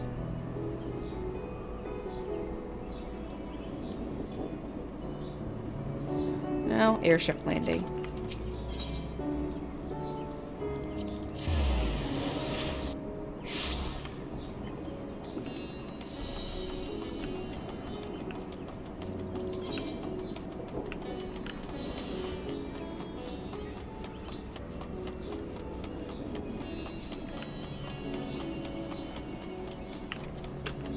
Here we go. Alright, Ruveda. Whatever! You know what? You try reading all this stuff and saying all these names and words correctly all the time. It's not easy.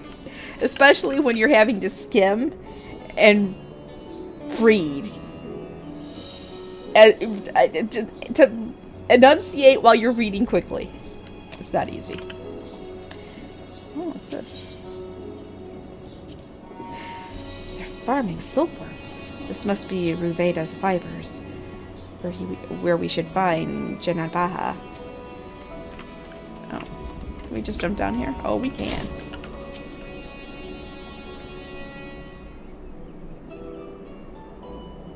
And hurry, I say. There's no time to waste.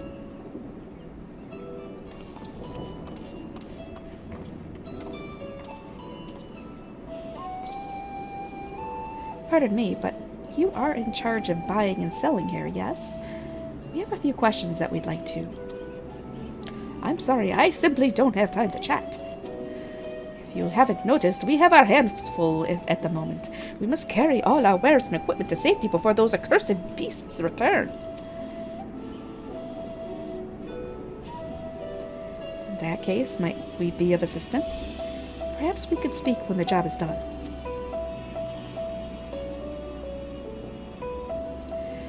Very well. You can start by helping us move our equipment. Ask the others what to put where. Oh boy, chores. Chores! And you can carry our fabrics.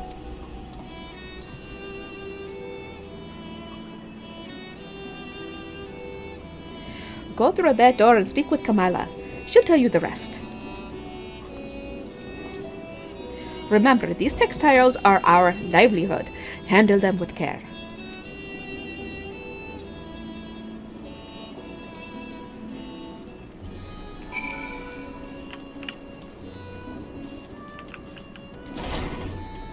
Speaking of Kamala, I watched Ms. Marvel, the first episode last night. And it was actually really cute and fun. So I would suggest, I would recommend it. It's clearly for a younger audience, but I thought it was fun. And it was very entertaining. So, just saying.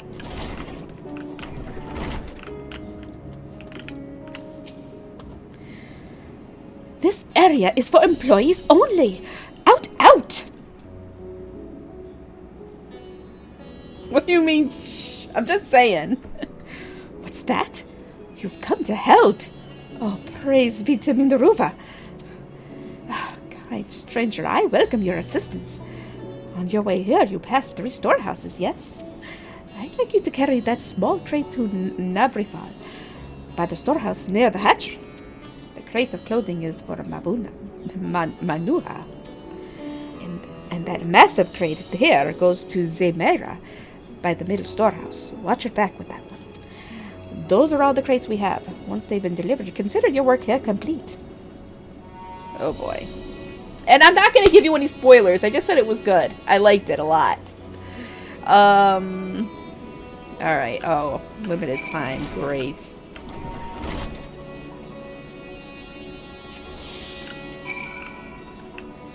I have no idea which one is going to go. Manuha was one. Nabrafal. Fred, is it? And you've come to the right place. We thank you for your aid. Yeah, I guess that was right.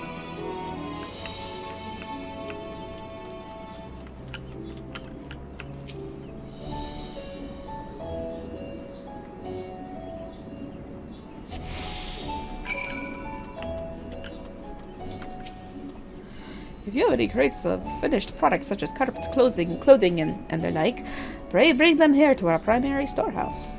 A crate full of clothing it is. I can take that off your hands. Many thanks for the delivery. Oh, another one. Weighty crate. Oh no, it'll take me forever to pick this one up.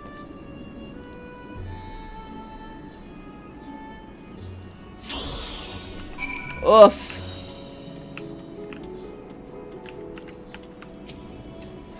I say, you're quite the brawny one, aren't you? Good thing that. You never know when you'll need to defend yourself in these unpredictable times. A crate full of fabrics, is it? Exactly what I was hoping to receive. Here, let me put that away for you. I massage it. Yeah, I guess. You've carried all the crates to the storehouses, you say? And so quickly, too. Why, I've never seen anyone so strong. I and my associates will see to the rest. So please return to Regina Baja and ensure him our work is proceeding apace. To tell the truth, we're grateful for this distraction. Too many terrible happenings of late. But generous souls like yourself give me hope that we may emerge from this trial even stronger. I pray we meet again in peaceful times.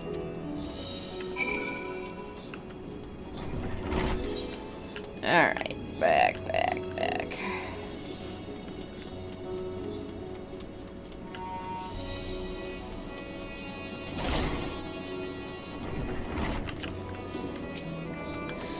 Done as I asked, have you? If Kamala is satisfied with your work, then so am I. You have done us a great favor, Chapter.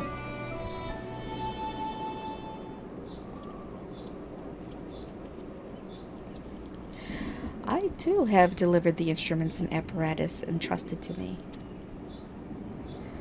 You both have my thanks. With our wares safely stored away, we'll not lose any more to those fiends. I take it that your establishment did not escape the attack unscathed. We did not. Thankfully, most of our workers had already left for the day, but those of us still here saw it all. We looked to the burning skies in confusion, and then, before we could even begin to make sense of it, a hideous creature burst through the door, shrieking. We ran for our lives, but one of my colleagues was not so fortunate. He cried out, a scream of such agony, such terror. In the next instant, he too sprouted fearsome claws. The sight of it caused another fellow to panic, and then he too transformed.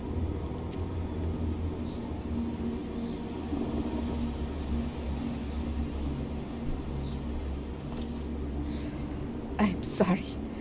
There was something you wanted to ask? Indeed. You knew the merchant Kazal, did you not? I believe he had some dealings with your establishment. Kazal? I know him well. We'd arranged for his consortium to deliver a large shipment of fabrics, but in the end we received a better offer and had to turn him down. I understand his business is struggling, but so is ours. Another of our most reliable trading partners agreed to transport the goods for a much smaller commission, and we had been fools to refuse. I felt terrible for withdrawing the offer, but you must understand we simply had no choice. He tried to put on a brave face when I delivered the news, but his dejection and despair were plain as day. He said he'd discuss it with his associates, but I could tell he'd all but given up hope. Dejection and despair.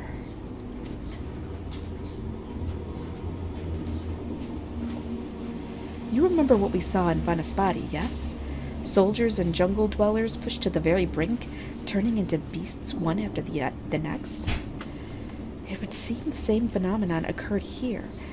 The poor craftsmen attacked by the fiends, as well as those that witnessed it, all undergoing the change. I suspect that everything began with Khazal. By all accounts, it was he who suffered from the most profound and piercing despair. Wait, could that be it? That such intense emotions were what triggered his transformation.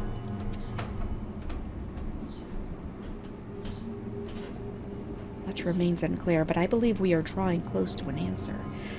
At any rate, we must discuss our findings with the others. Ooh.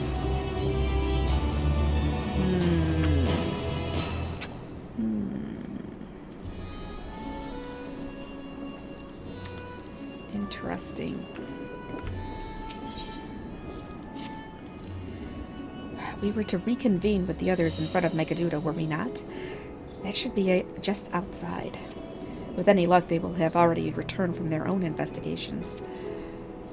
My friend, we must take our leave. I pray that your establishment is spared further tragedy. But remember, your lives are far more precious than any wares. If you are ordered to flee, do so without hesitation. Indeed. I thank you for your concern, and pray you too take care as well. Very suspicious. Very interesting, but suspicious. Alright, so... Megaduda is... You're gonna love it. You're always gonna say Megaduty now, aren't you?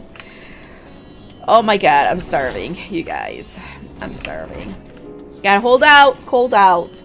After the stream, I'm gonna warm up my homemade chicken noodle soup, which is just fantastic. It's so amazing. It's just, I love it. It's like, I can't have regular chicken noodle soup anymore because once I make my homemade stuff, it's just chef's kiss. That's gonna be dinner.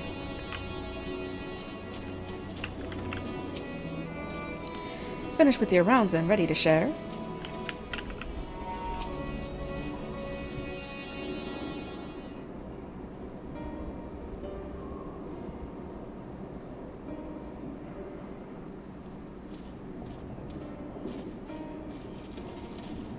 There you are. You've spoken with the survivors. Indeed. We thought to share what we have gleaned, that we might together gain a greater understanding of present circumstances.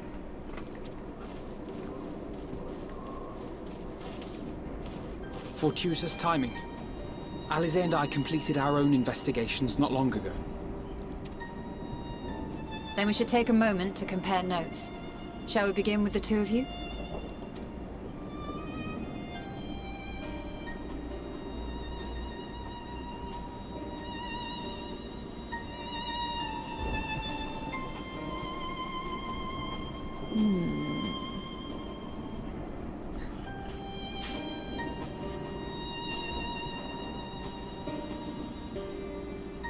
So the merchant Khazal was gravely concerned about his business in the days preceding his untimely end.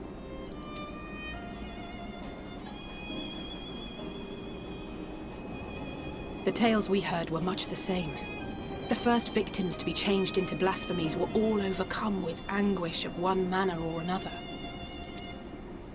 Then those who saw their loved ones stolen before their eyes succumbed to a similar panic, setting in motion a chain of transformations.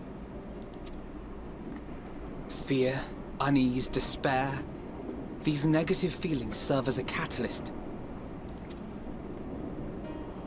If so, then it is not unlike the calamity that befell the ancients. With their creation magics, they unwittingly gave form to untold horrors.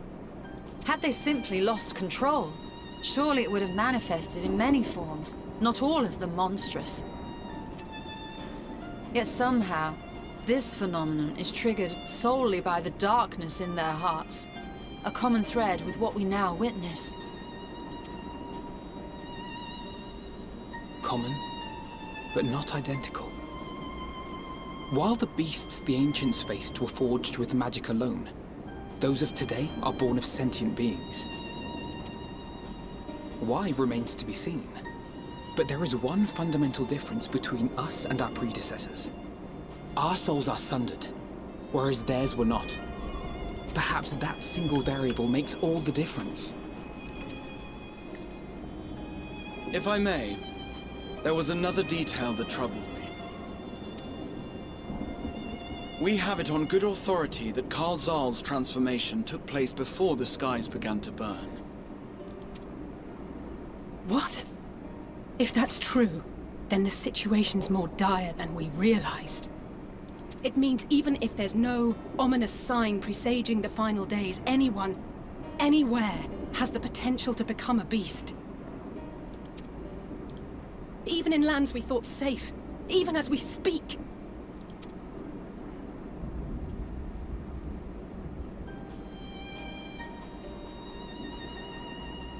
Look! It's the satrap! The satrap! Thank the heavens!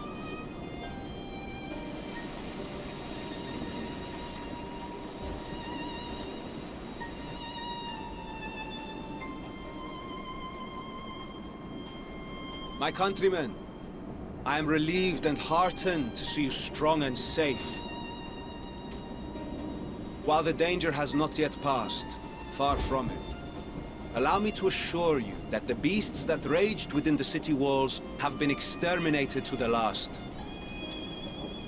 Outside this sanctuary, the brave men and women of the Radiant Host and our dragon ally continue to battle our unholy foes. I pray these tidings put your minds at ease and help you calm your hearts. Have faith that we shall soon conquer this terrible trial. Your Excellency, is there any word from Palaka's stand? My grandson was bound for there yesterday, and I worry for his life. We are still awaiting a report, but I promise you, as soon as I have aught to share... Uh-oh. Your Excellency, I bring grave news. You are? I'm Matsia of Akyali, a humble fisherman. It's Metsia. Ah, I remember you from our first visit. Wait, you're... But no, that can wait. When the skies turned red, I set off for Palaka's stand, fearing for the safety of a friend. But as I drew near the village, I saw dreadful beasts all about. No! Gods have mercy! Your Excellency! Save my grandson, I beg of you! We will spare no effort to save all we can, but you must remain calm. Calm? You tell me to be calm? You saw those beasts?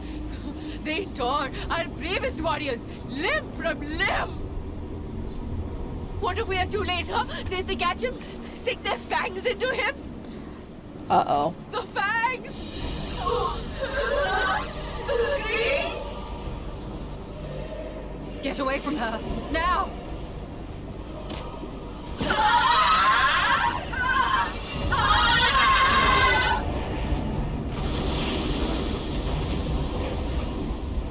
Well.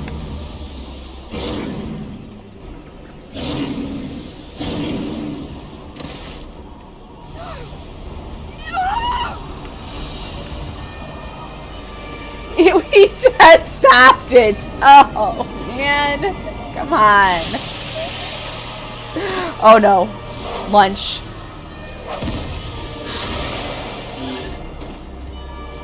Damn it! We've got to kill them before it spreads. We'll handle this. See the townspeople to safety.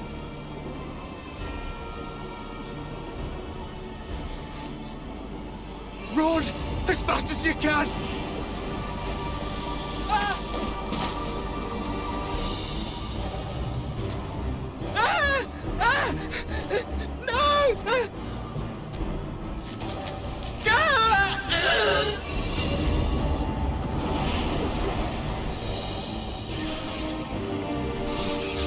He's a little one. He's a little monster. And he got smushed! Oh my god! He just got smushed.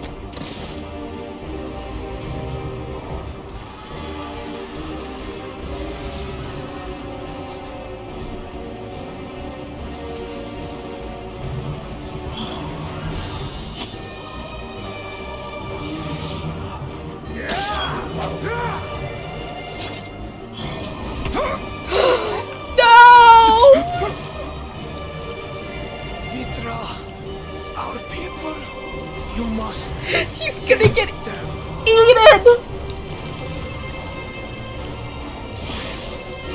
Oh my god! Oh, there went Haiwan. My son.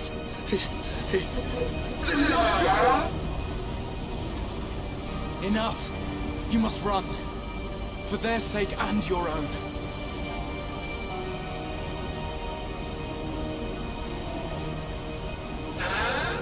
Yes, you will survive. You must.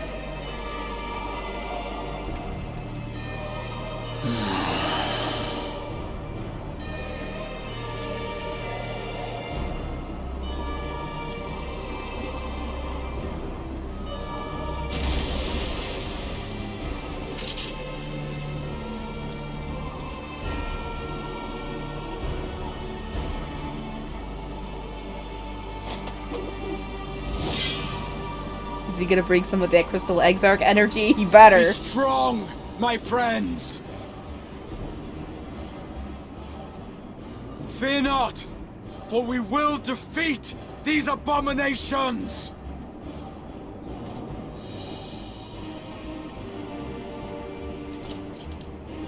Brave men and women of the Radiant Host, lend your Stola and Thancred your aid. Let not a single beast escape. The rest of you, flee this place. Carry the wounded if you must. Head indoors or underground. Above all, stay calm. No beast will follow you. We will see to that.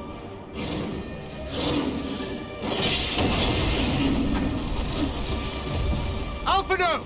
Alice! Leave the city to us! And make for Palaka's stand at once! Matya, show my friends to the village! I promise you, they're more capable than the host's finest! Right! Go with them, will you? We will save these people. As many as we can.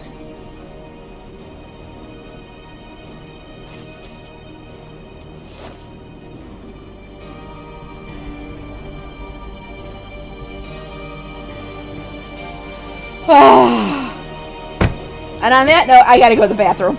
Sorry. Sorry, now that it starts getting exciting again. Gots to go to the bathroom. Give me a second.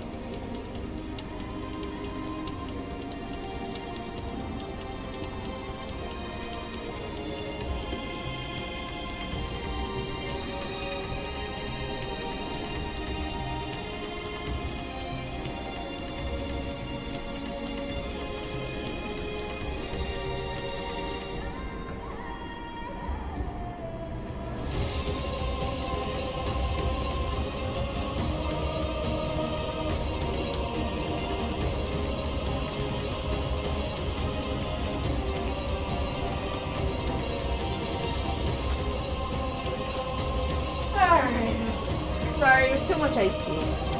Too much iced tea. But it's good tea, but... Oh! It just fills me up. Okay. You must save Palakastan, whatever it takes. Matsia, pains me to put you into harm's way, but I would ask your aid as well. Of course. Palakastan is not far. Just down that hill.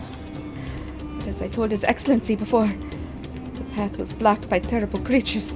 I had no choice but to turn back. In that case, this is what we shall do. Rizlan, I ask that you take the lead and dispatch any beasts you encounter.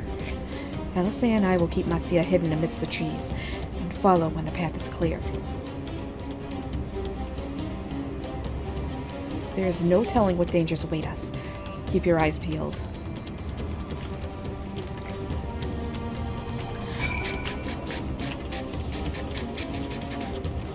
Where am I going?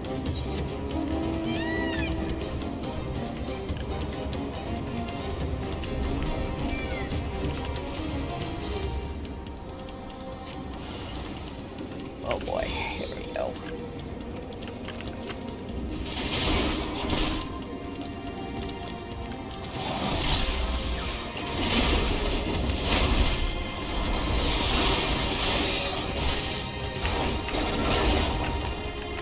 Damn, he's got some health.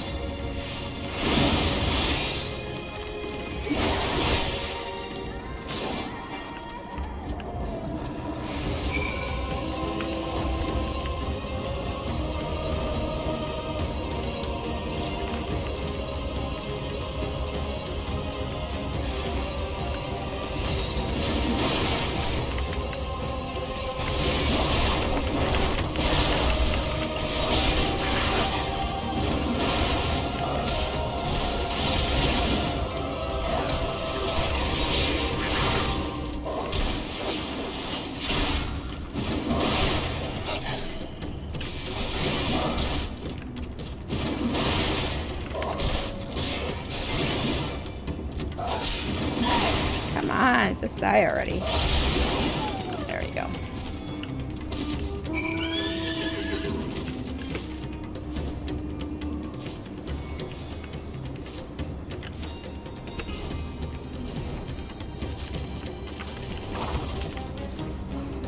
What's happened to them? I don't know what's happened to them. Good work, Rizlan, though I worry for Matsia.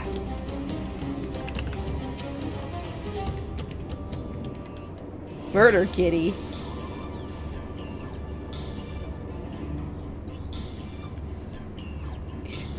It cannot be.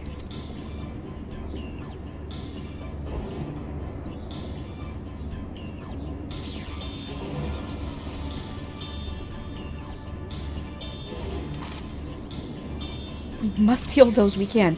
And quickly. I see no beasts, but stay on your guard. Oh, I wasn't even really paying much attention, but whatever.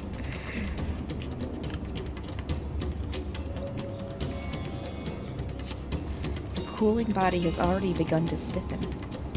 The massive wounds suggest the villager was gored by a terrible beast.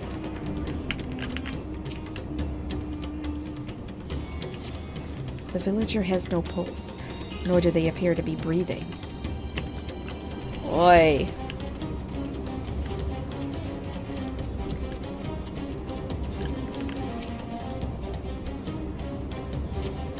Though the villager's injuries do not appear to be life-threatening, he does not respond to your efforts. His breathing grows more ragged and shallow, and his vacant eyes are those of a man who has lost the will to live.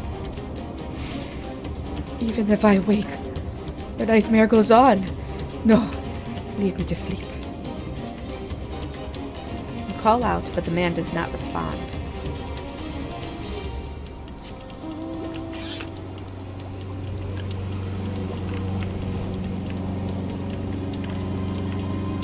Oh, sorry. The neighbor is actually mowing the lawn. Really? I thought he hired someone to mow. Oh well, I guess he's mowing the lawn now. Alright, anyways.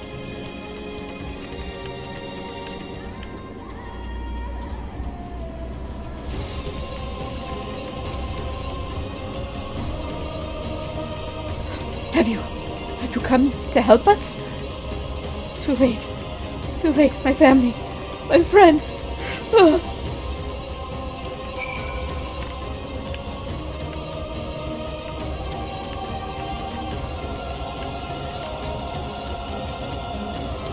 Are these the only villagers who survived? I can only hope others managed to flee, but if the rest have been turned to beasts by the 12, let us do what we can to see that the damage spreads no further. And no matter what comes, we must keep our spirits high, lest we ourselves suffer a similar fate.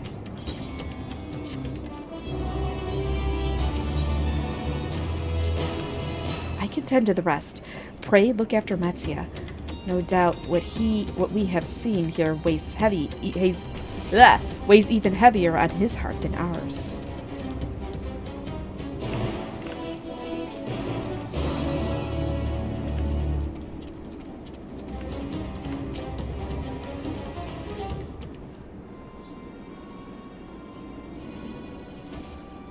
Oh, Rizlan! This is Yurivet, the elder here. He is hurt, but praise be to the sisters, he still lives. Young Matsuya here has told me everything. I have not the words to express my gratitude for your aid. When the heavens began to burn, we were afraid, but did our best to carry on as we always have done. Until today, when those unholy beasts came pouring into our village, a flood of midnight and death.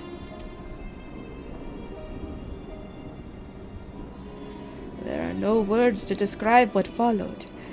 Men and women I have known since they were babes, struck down by the creatures, only to rise again to join the murderous horde in the guise of those same hideous fiends.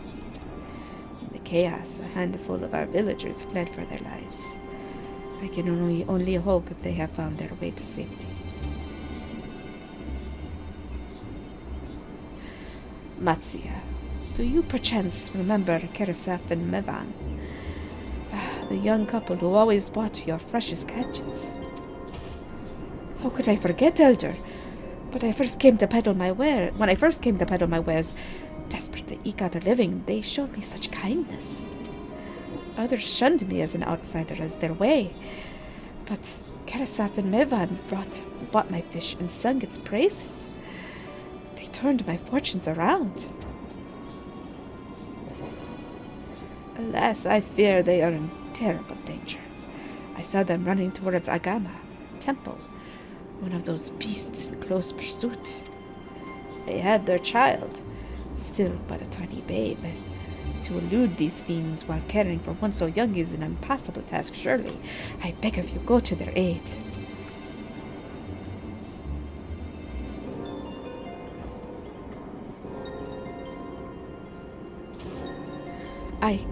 I want to help them. Yet I am but a fisherman. I cannot face beasts on my own. Will you come with me? Oh, thank you. Agama Temple lies to the west of here. We must hurry. Oh boy.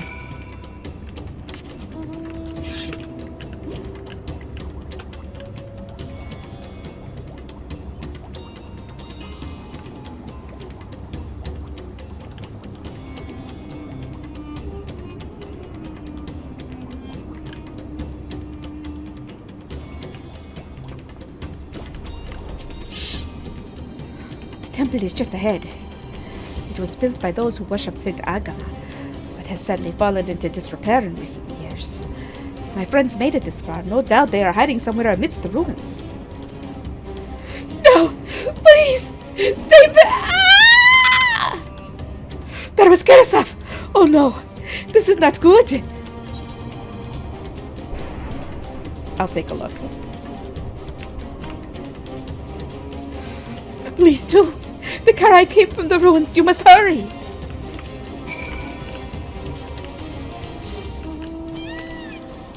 Nose. Get us off.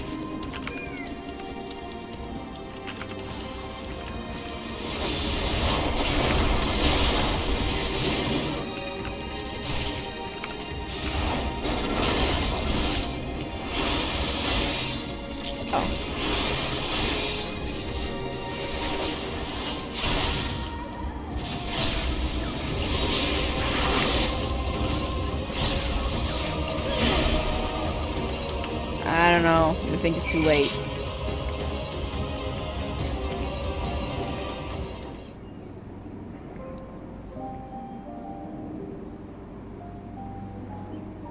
The man lies motionless on the ground, bearing a grievous wound.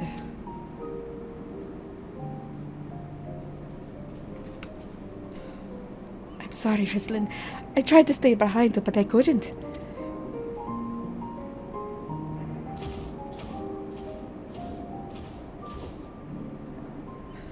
No, it cannot be. Is someone... anyone... Oh, it's a guy's voice. My arms, so heavy. And my legs. I cannot feel my legs. My wife fled with our daughter. I need to find them. Need to be with them. I need... Karasaf, no! Karasaf, you must stay strong! What time I thought I had. I don't want to die.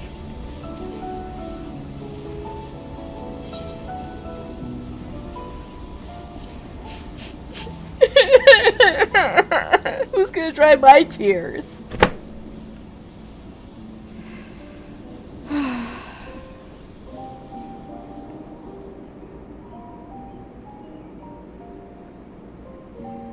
Thank you. Please, find them. I need an ugly cry emote for our for Twitch. I gotta find one. Mevad still lives, and she has their child. We must search the jungle between here and Palakistan. There is nowhere else she could have gone, I think.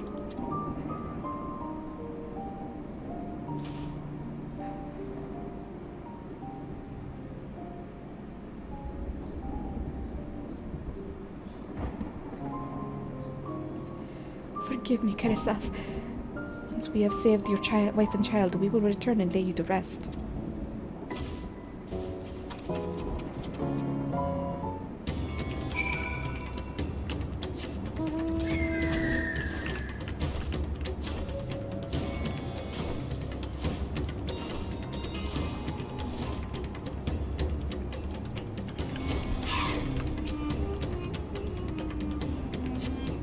You see no tracks or other signs of recent travel. Mevan and the child must be elsewhere.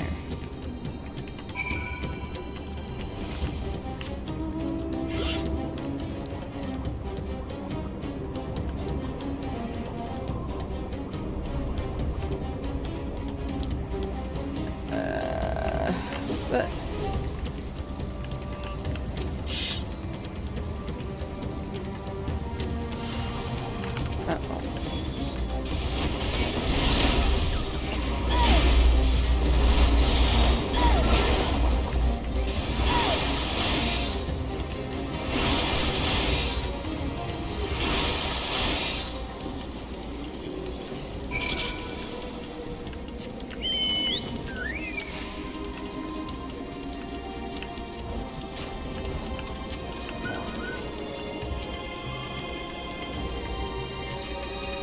If Mevan and her daughter came through this area recently, you see no evidence of their passage.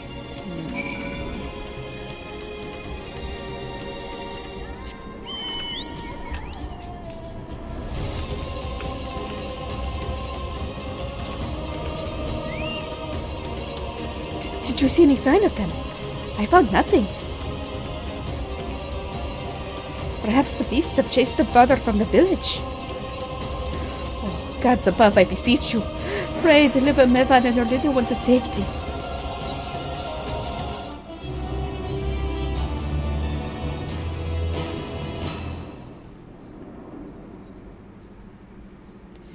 Meanwhile, in the skies above Thavnir.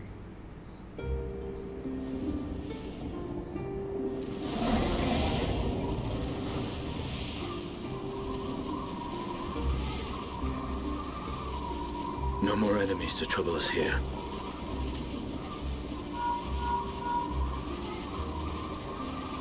It's me. How fare you below?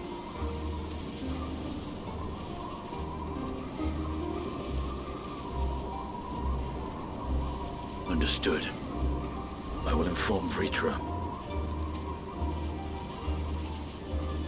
Chaos and panic sweep Raz-at-Han, and many more have succumbed to the transformations. Amidst the fray, Ahawan fell, protecting a grief-stricken father.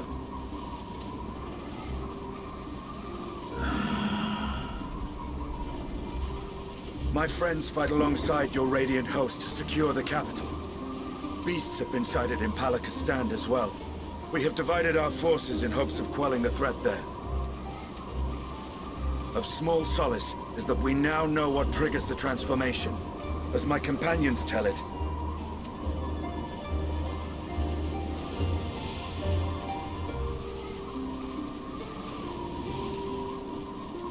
So it is the very fear and despair in their hearts which inflicts this abhorrent punishment upon them.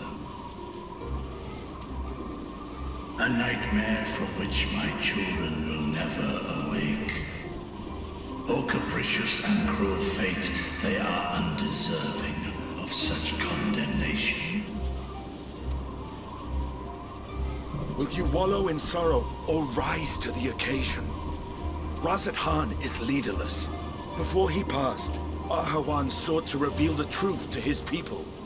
Honor his wishes. To what end?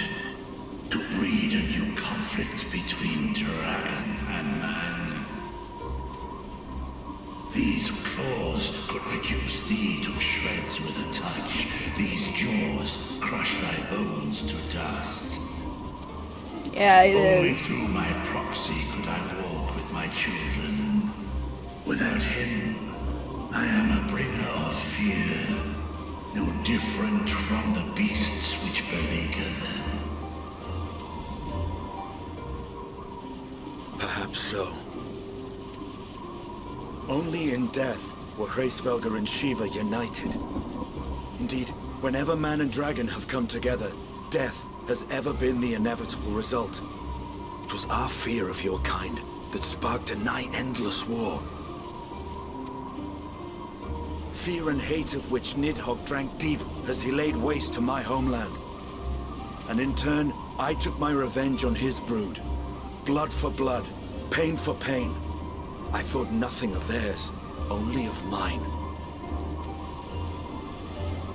And yet, were the chasm between us too vast and too deep, Hraesvelgr would not have borne Isael to battle and our rescue. He would never have entrusted a mortal champion with one of his eyes, and the Dragonsong War would still rage on. And I would still wage a never-ending war of violence and vengeance. The future of our star be damned. I cannot speak for Ahawan's greater goals, yet I know that he served you, served your people, long and true. In this time of unprecedented crisis, he turned to you. You could do worse than to place your trust in him. It will not be easy, but the future of Raz-at-Han hangs in the balance.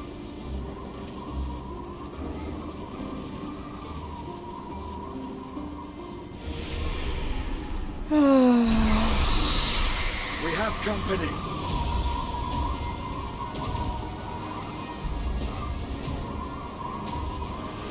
I know. I'm ready. Poor Isael. The hour has come, Vritra. It's all or nothing!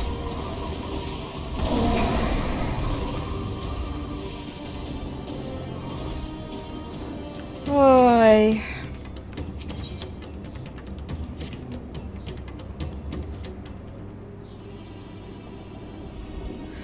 If Maven fled deeper into the jungle, she and her child are in grave danger.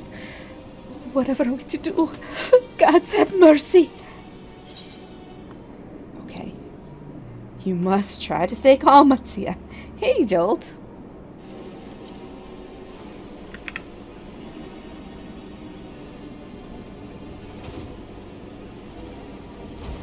But how can they at a time like this? They could be dead.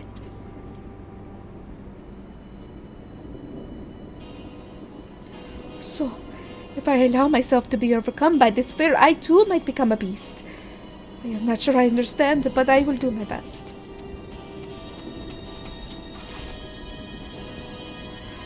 I've seen to the wounded. How did the two of you fare? Did you find your friends?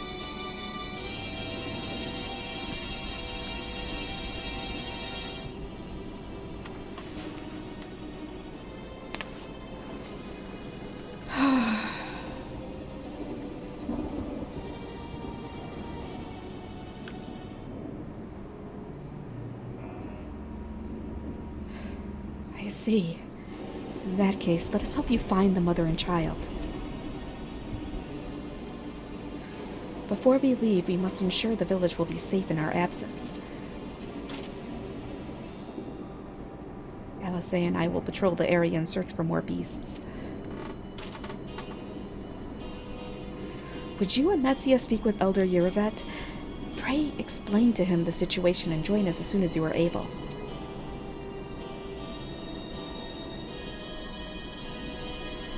We will save Mevan and her child. We can do that much for Karasaf.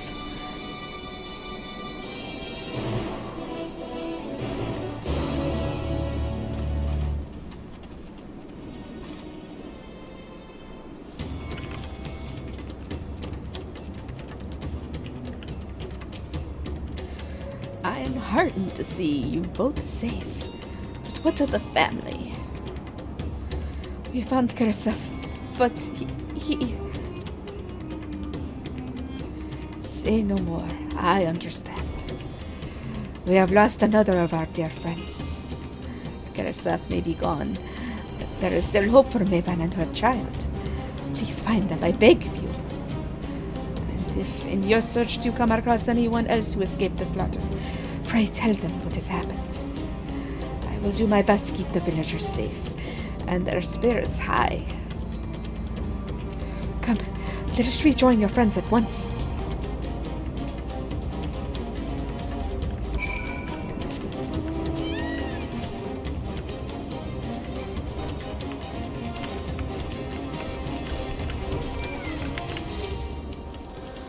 I'm pleased to report that the vicinity appears to be beast-free, no doubt thanks to your earlier efforts.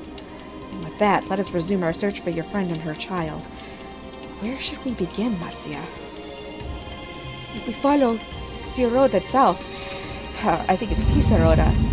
Oh. That's the neighbor's motorcycle. If we follow Kisaroda south, we will arrive at Perusa, a temple. It is a sacred place where people go to commune with the divinities.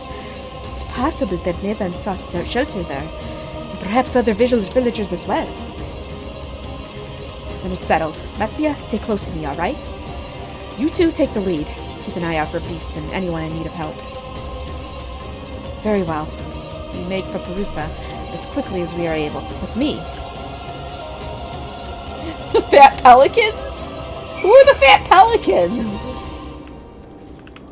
I don't know what you're... Who are the fat pelicans? Oh, you mean the dodos or whatever. Oh yeah, hopefully they're safe.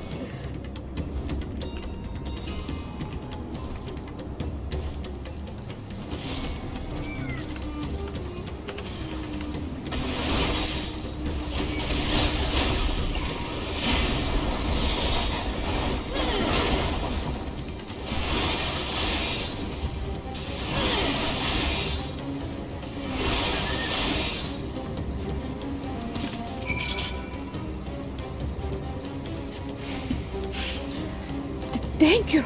I thought I was done for. Mevan. She's a friend of mine too, but I have not seen her. She must still be out there somewhere, trying to avoid the beasts. And with her child. Gods. Worry not for me. I can make my way back to the village on my own. Oh boy.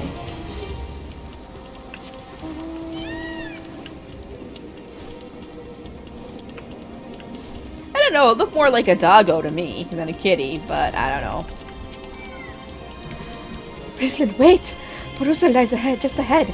But something terrible has happened. The beasts have come, and many have already been killed. Alphino and Alice have gone to see what they can do. But there are so many. More than I could count. You must be ready.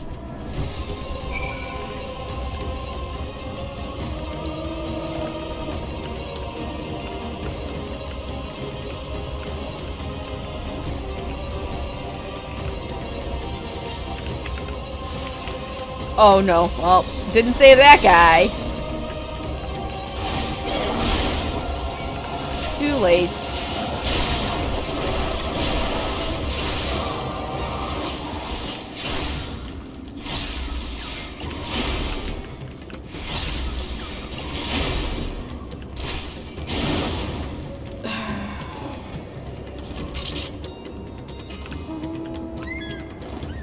Well, you know what they say, can't save them all. So unfortunately, you can't.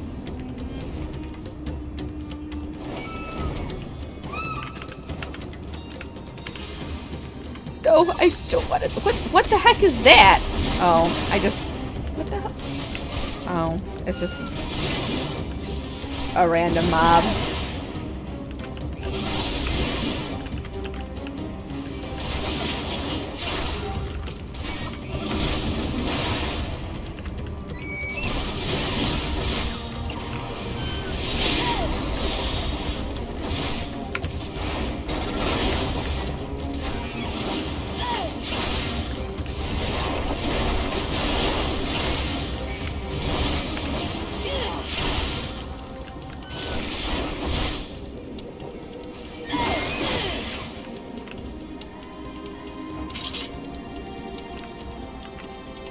I guess that's it. Didn't even say thanks. Whatever.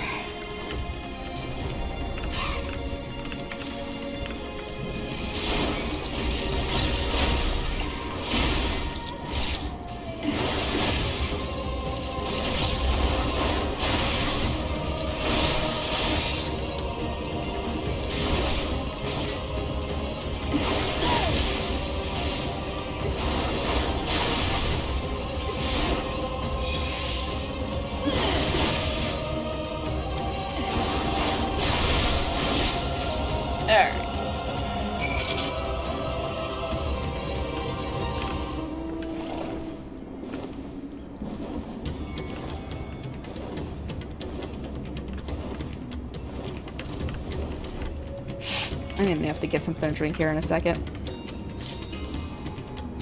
There you are. How fare the others?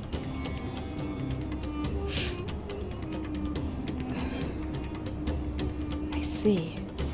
You've seen to all the beasts in sight? In that case, let's have everyone gather in front of the temple.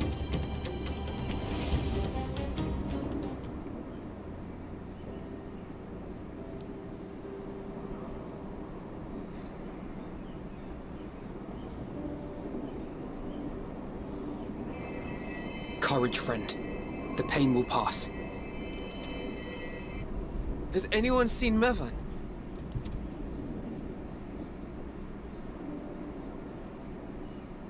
Where could she be?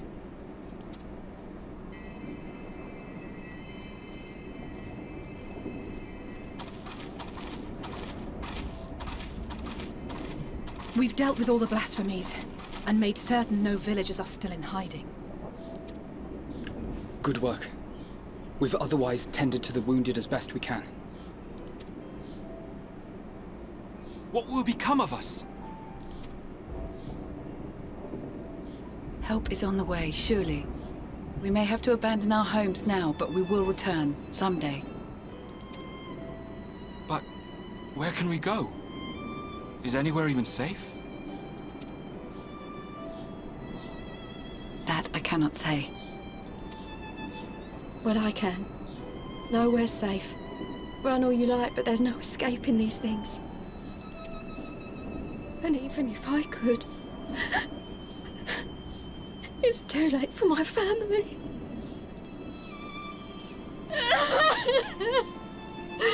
To the moon, yeah.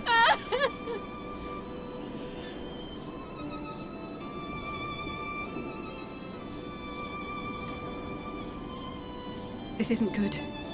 The more they dwell on the tragedy, the more likely we are to lose them too.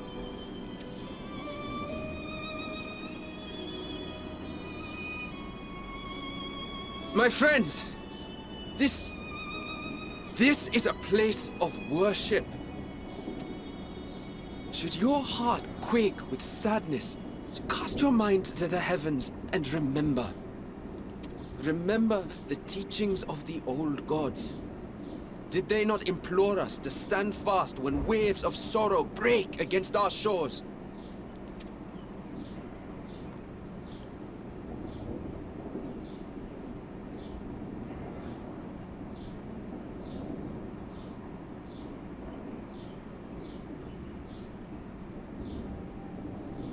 Know this, my children.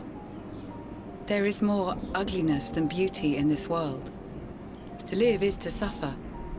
To drink of calamity and drown in anguish. To toil and be tested, always and ever. 'Tis a perilous path you walk. Death lurks in the dark, and is the sole promise that awaits at journey's end. You will tremble with terror. You will weep tears of anger and despair.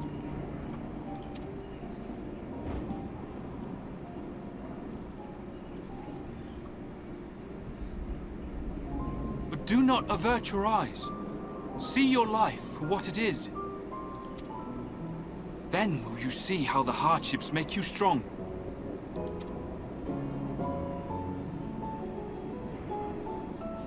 Every doubt reforged as scales for your armor. Every agony to temper your blade.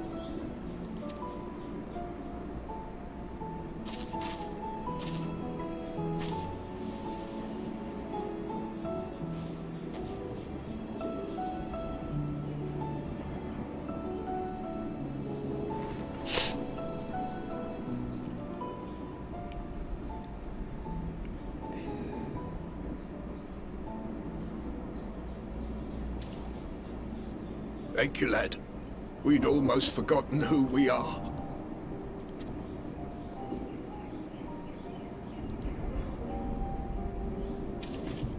My undying gratitude to you as well, my friends. You were searching for Mevon, no? We must return home. I pray you help the boy find his friend. Gladly. We dispatched what beasts we could, but the roads are still dangerous. Stay together and go in safety.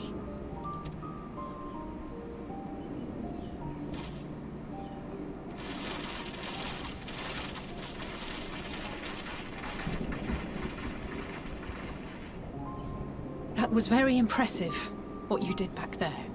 Those words seem to resonate with your people. They should.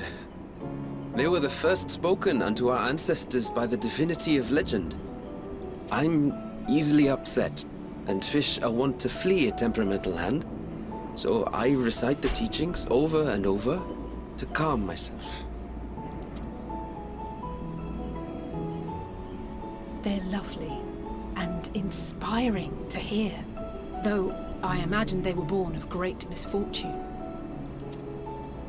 They are born of life. There's as much bad as good in it. More, many would attest.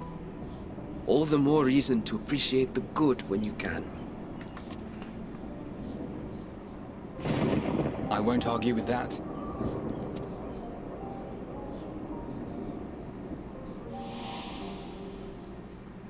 In darkness, seek joy. Surrender not to sadness, and see beyond despair. Walk free, and bear the light for others to follow.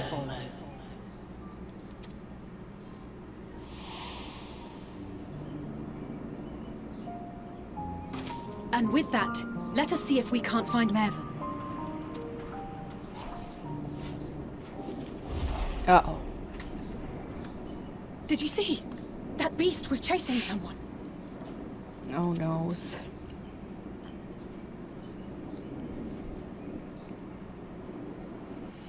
Oh, yeah.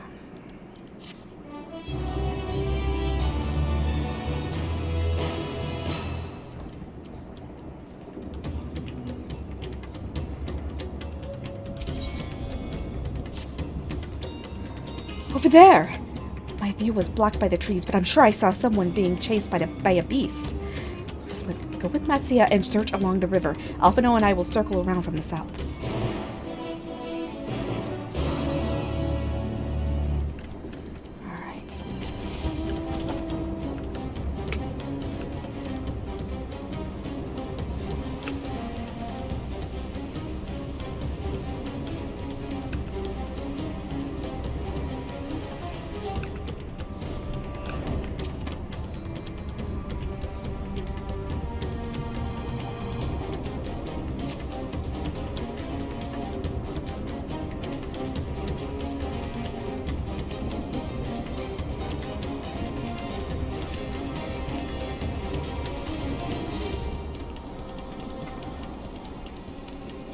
Oh no.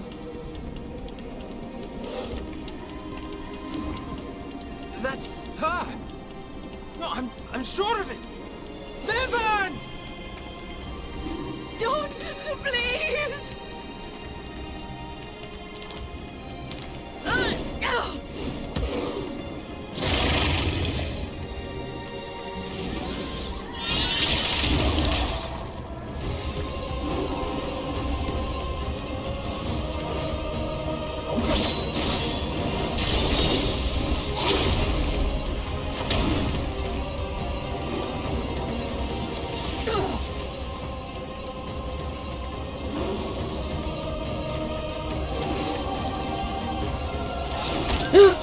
No! Oh my god, he's got her by the head! No! God have mercy!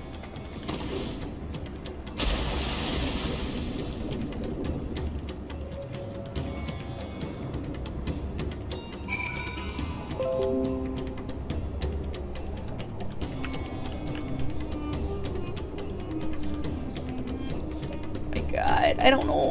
Oh my god, I don't think she made it.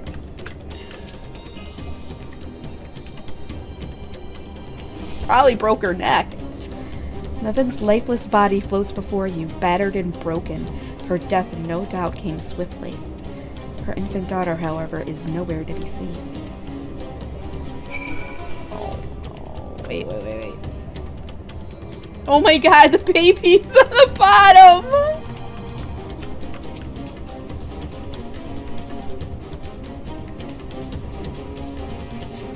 You take the babe into your arms. If she yet lives, you cannot tell, but she will surely not survive unless you carry her to the surface at once.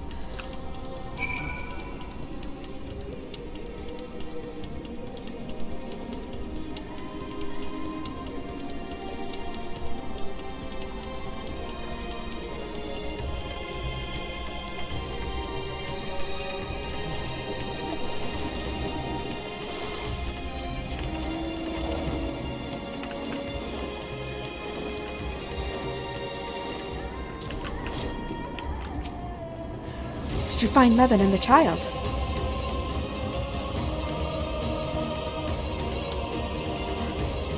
Damn it all. You have the child? Let me see her.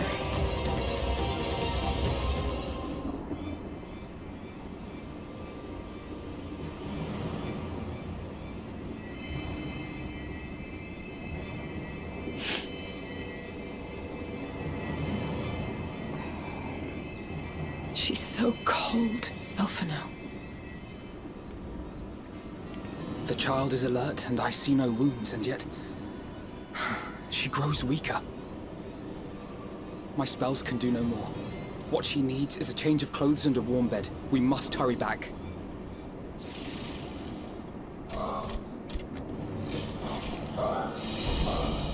Not now!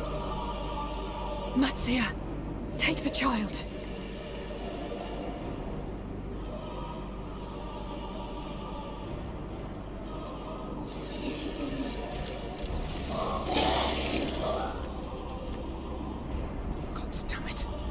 It appears we've made enough noise to be heard for miles around. More will be upon us ere long. We make our stand here. Matsia, can you take her back to the village? But the child, all by myself. You can't be serious. The beasts will follow you home unless we stop them here. And so we shall. Be strong, Matsia. Her life is in your hands. Right. I can do it.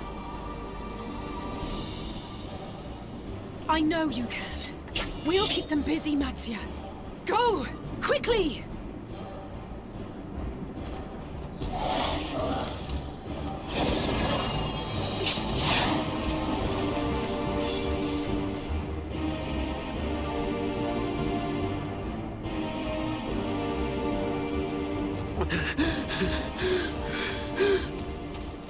Steady.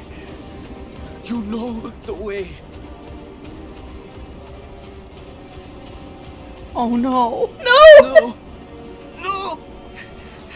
Not you too! Not the baby.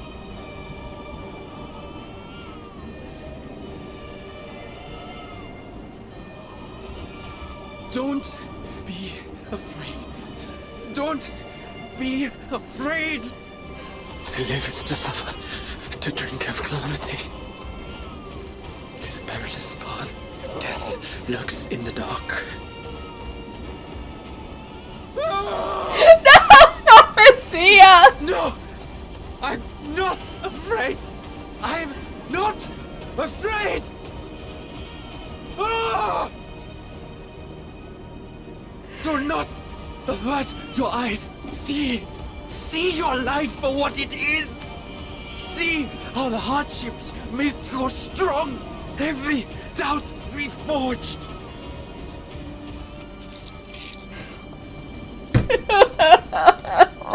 Stop!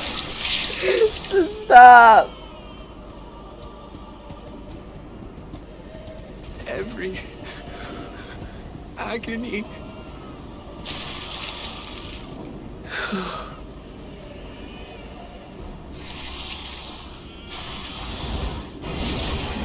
Yes! Yeah, Estinian. Yeah, okay. Estinian and Vristra. Totally come in and clutch. The divinity. Nay, but one who would deliver thee just the same.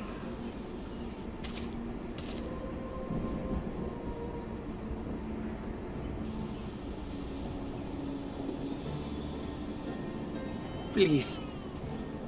You must save the child. She is all that remains of Mevan and Grasef. Please.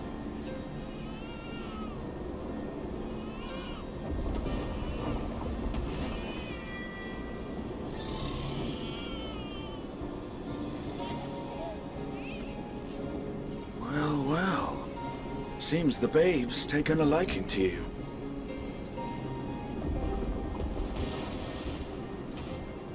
Thou art strong, little one. Let us convey thee to thy home.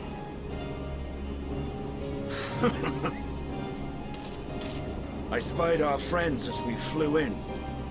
They appeared to be holding their own against the Horde.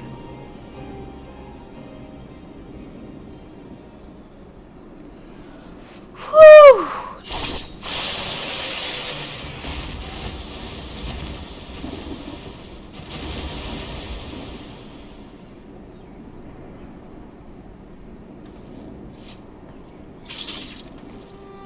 Right. That's the last of them. We should hurry and find Matsia.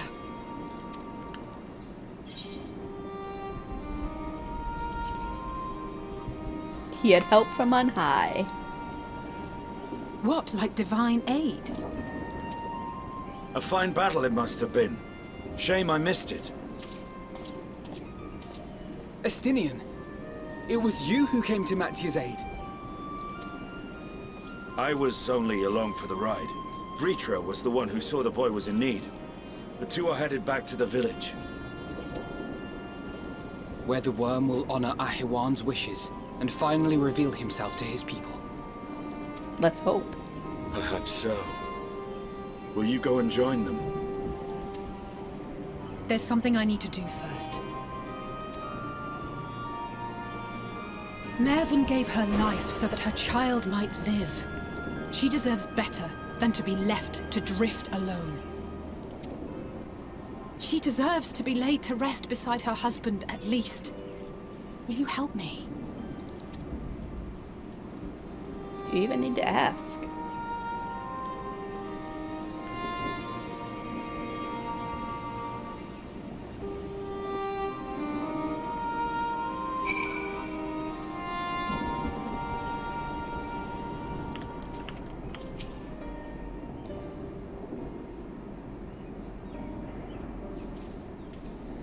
We have done what we can. 'Tis for the villagers of Palakistan to perform the funeral rites. If nothing else, Mavan and Karasuf died as they lived, as themselves, and not as beasts. Their souls will find peace in the ethereal sea. To think the day would come when even that smallest of solaces would be this comforting.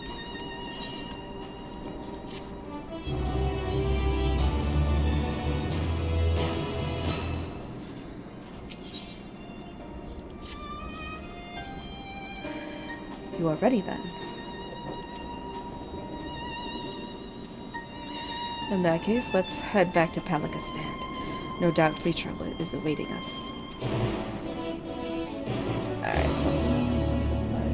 Alright, so a few more quests. Alpha knows if that AI is to be is any authority, he's about 6 years old. Yeah, he's a baby.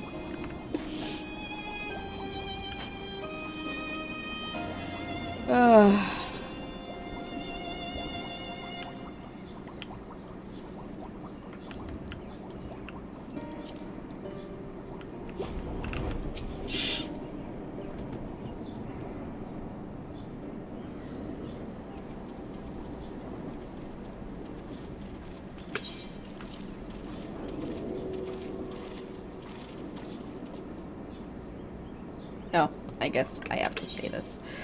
Rest easy, for all is well here. Young Mattia returned with the babe, safe in his arms. Owing to a warm bed, the girl hath already begun to regain her strength. Less joyously received was word of the mother and father's fate, as well as that of their transformed neighbors. How my children of Thavnir must we lose, or how many children of Thavnir must we lose to this calamity? Mothers and fathers, brothers and sisters, sons and daughters. Every death another void that can never be filled. We who survive them must carry the weight of their memory, as we strive to regain a semblance of what we have lost. Karasef and Mevan's babe is a child of Thavnir as well. I thank you for returning her to us safe.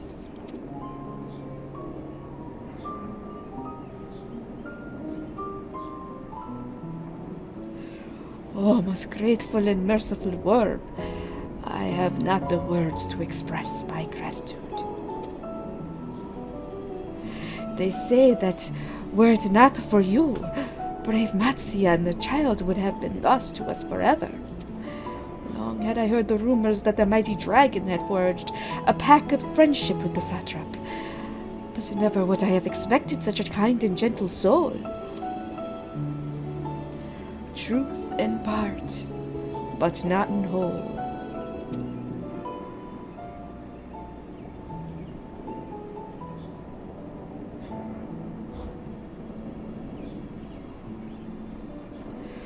I am Vritra, and for years uncounted hath this isle served as mine abode.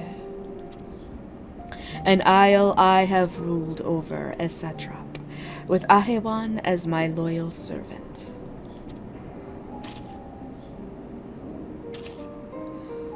Are my ears to be believed? You were the true satrap all along?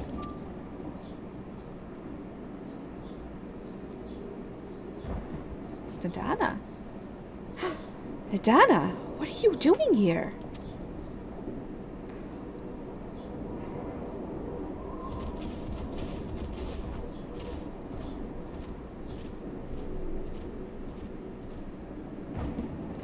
I heard from the Radiant that you had gone to help the people of Palakistan in their time of need.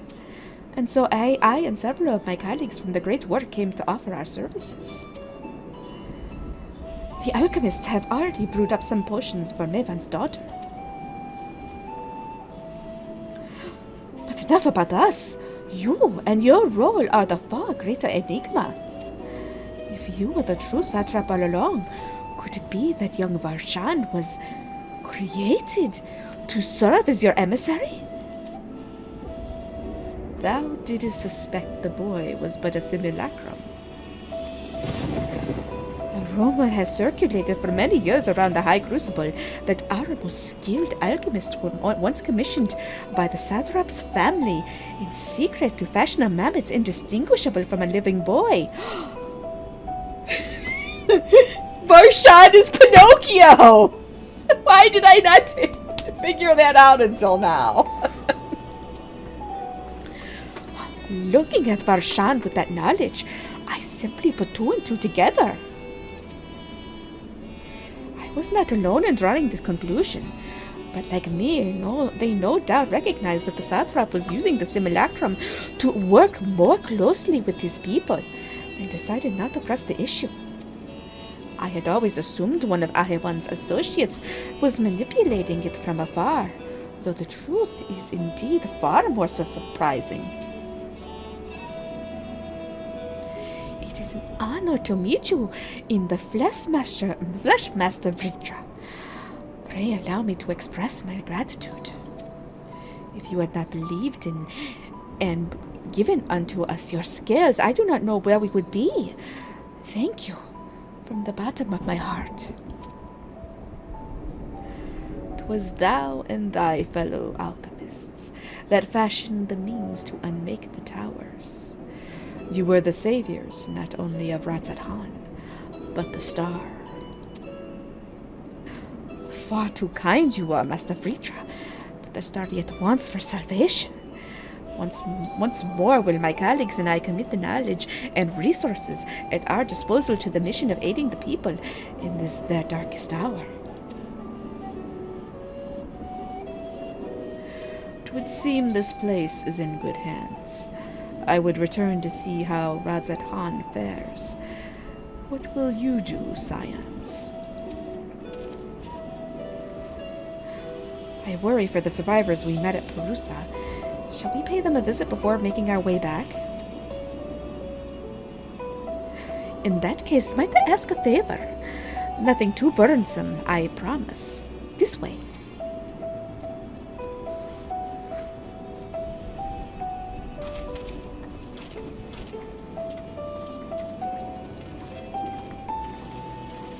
Well, everybody seems pretty okay with the dragon being their ruler, I think. They took it pretty well.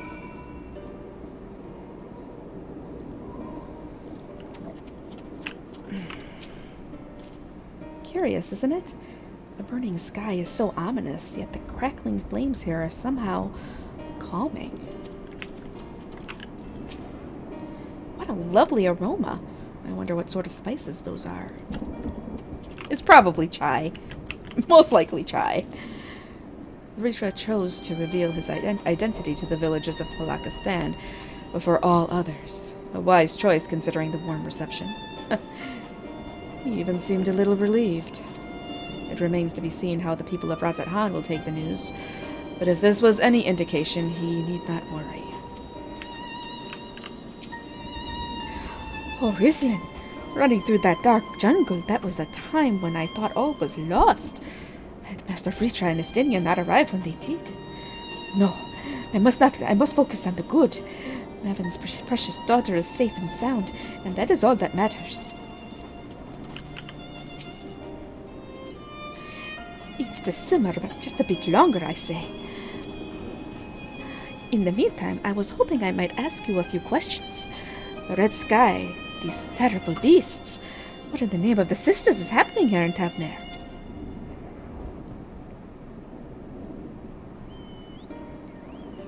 Oh my, that's rather a lot to take in. It would seem the situation is even more grave than we suspected. Thank you, friend. My colleagues and I will use our knowledge to see if it can further our own research. And with that, here we are. A piping hot chai, brewed from my own secret recipe of spices and tea leaves, together with hearty helpings of rich milk and purest sugar. I've made enough for everyone in the village. Might I trouble you to deliver a few cups? The drink has medicinal properties, then? Not in the least. The ingredients are quite ordinary. It's so very tasty, though, and has a way of lifting the spirits. The spicy aroma and distinctive sweetness of chai is a simple, everyday pleasure on our island. Sometimes the best medicine is the simplest. A lovely sentiment, Madonna. By all means, allow us to assist. What do you mean, oh? It's chai! Come on, chai is great. I love it. I drink chai tea all the time.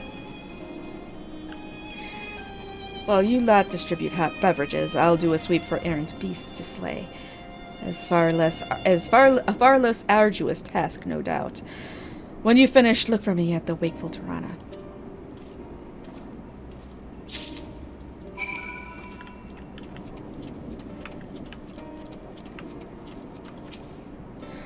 Look at them all, lazing about, nothing knowing full well the beasts might strike again at any moment. Do they not realize their lives are in danger? Well, I, for one, intend to survive. I'm too young to die. Yes, I'll leave this island behind if I must. But where would I go? Is anywhere safe these days?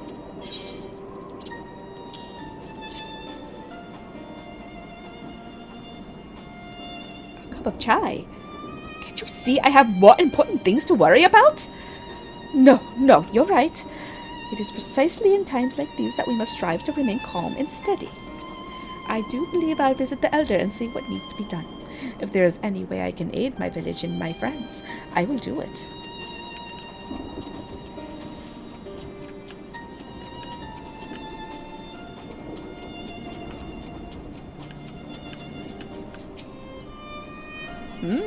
Wait, I know you. You were the one who saved us from those beasts back at the temple. Were it not for you, well, let's not even think about that. At times like this, we mustn't dwell on what might have been, but look to the future. But what future awaits us? How can Razat-Han hope to recover from this? Most of my friends are gone, and I don't know where to run, or to turn.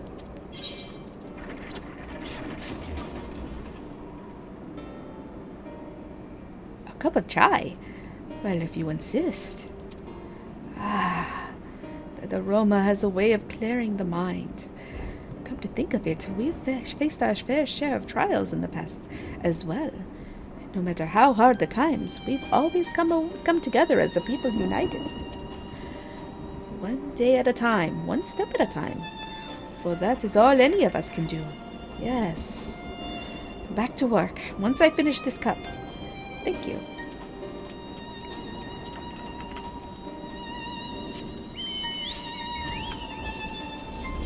I'm missing somebody around here. Oh, here we go.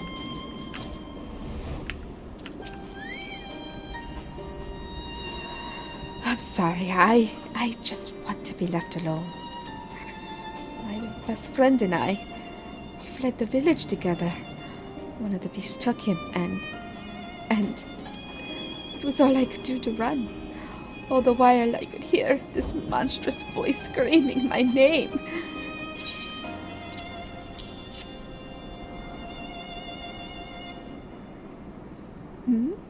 This is for me. We used to drink chai together often. Shared stories over steaming cups after a hard day's work. Thank you, friend. The pain may never pass, but I must press on all the same. For his memory, and for who we and for we who must remember. Fish ride? Oh, come on. Come on, fish ride.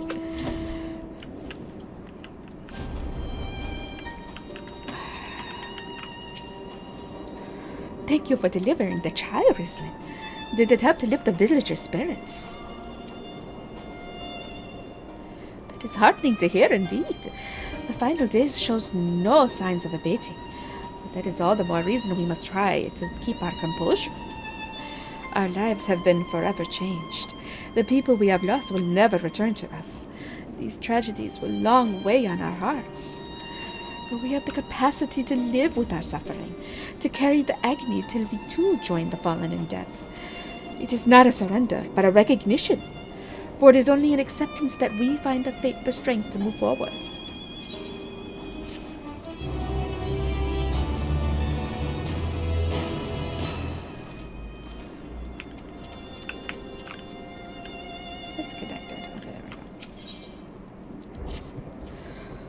As you have finished your deliveries, might I talk to you for a moment? I was curious to know what has become of Mevin and Keris's remains. Oh, thank you, friend. Surely they will be able to rest peacefully by each other's side. I and the people of Palakistan will perform the rites as soon as we are able. As for the child, it would not be easy for her, growing up without her parents. But I promise to do what I can. Once she is able to eat solid food, the fish I catch will help nourish her.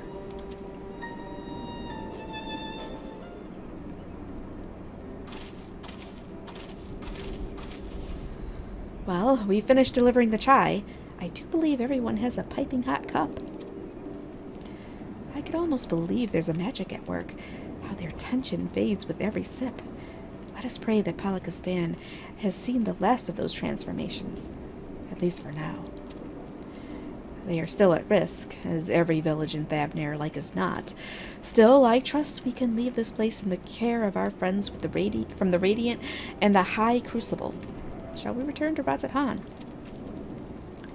By all means, do not let us keep you further. There are many who have need of your wisdom and strength to deliver them from this terrible calamity. And I will do what I can as well. I will bring rations and supplies from Akyali. We have plenty to spare. Well, let us find Istinian and be on our way. Where did he wander off to again? Who knows? The Wakeful Tirana, near the bridge to Razathan, as I recall. Very well, then.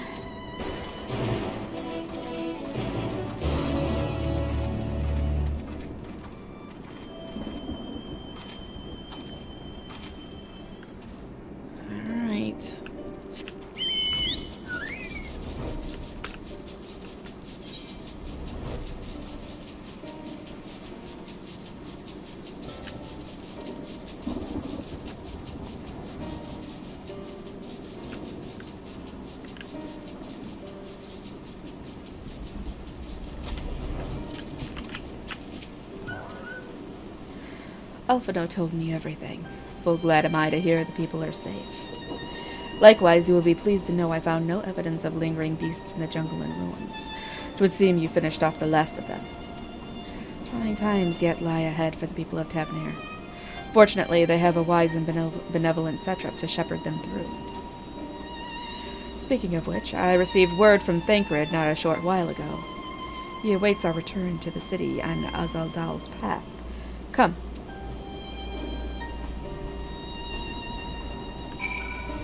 Alright, so what's going on now? What do we do now, actually? I mean, what's the plan? I guess we're going to this one. I mean, like, seriously, what's the plan?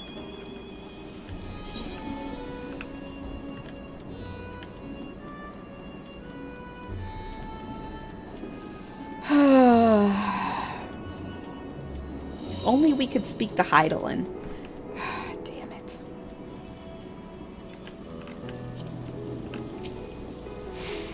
There is a lingering sense of desolation here, but that is much preferable to the panic and chaos we saw before. Poor old woman who became a beast said her grandson had gone to Palakistan. I hope he survived. To the moon. It will be a struggle for the people to come to terms with these tragedies, but they are far stronger than you may think. It is good to see you safe. Given the skies, 'tis all too easy to fear the worst. I am pleased to report that we succeeded in quelling the threat here in the city. The beasts have all been felled, and the citizens are safe, for now. I've also heard from the Radiant that an important proclamation will be made in the city square, though they said no more than that. Maybe you have any idea what this is about? So Richa is finally coming out from behind the curtain.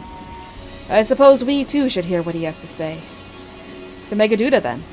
But before that it would appear that word of the assembly has not yet reached all the citizens. If anyone along the way seems unaware, we'd best enlighten them.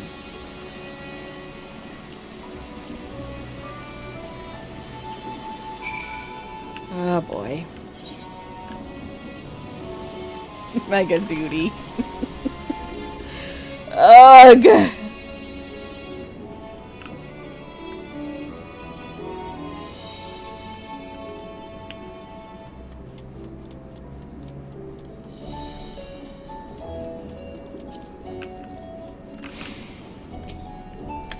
All the beasts are gone. I've been hiding, and I'm too scared to go out and look. Oh, that's a relief. I thought one of those beasts was going to eat me. I wonder where Varshan is. He's the slowest runner. I hope he got away. He could be with the other people from the palace. Maybe I'll see him in the square.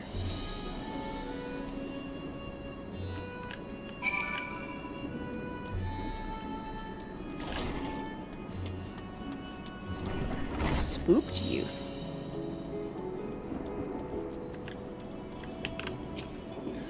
Leave me be, please. I swear to you, my flesh tastes absolutely terrible. Oh, gods. What are you doing scaring me like that? If we're quiet, or if we're not quiet, those beasts will find us. The square, you say? That's where the satrap was killed. With my very eyes, I saw him crushed in that creature's maw. So many lives lost. Such terrible carnage.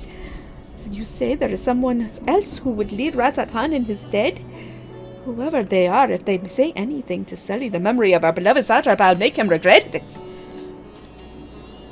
He's gonna... Okay. Alright.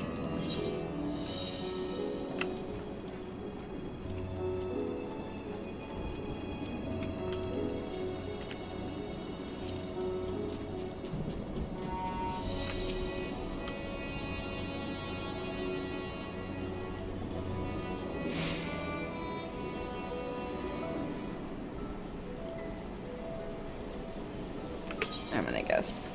It's gonna be... I'm gonna guess this is a voiced scene.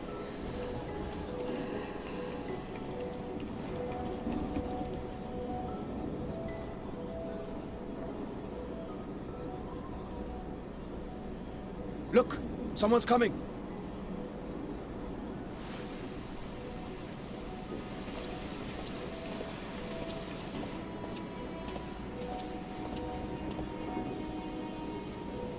People of Razathan, it warms my heart to see so many brave, resilient souls before me.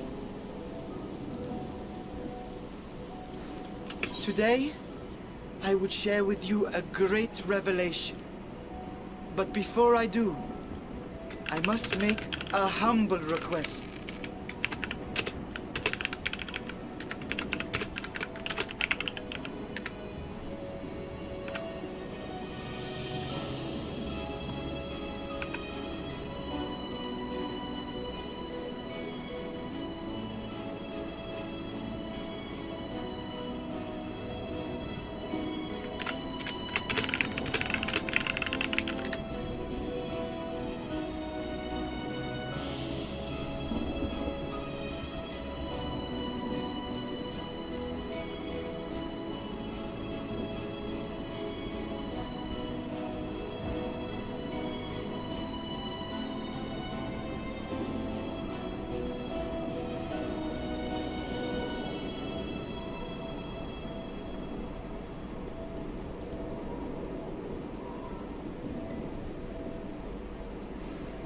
I think...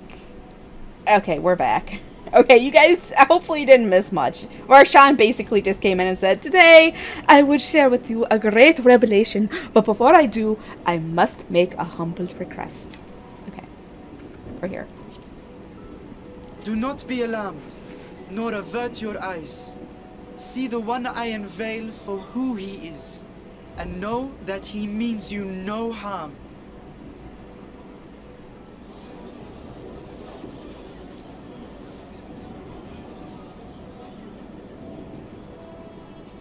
Very well. I dare say it can't be worse than the horrors we've already seen. Many thanks.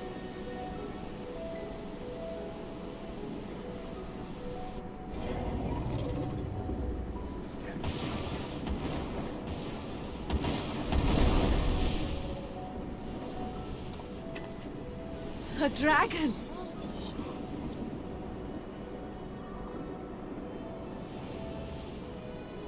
Wow!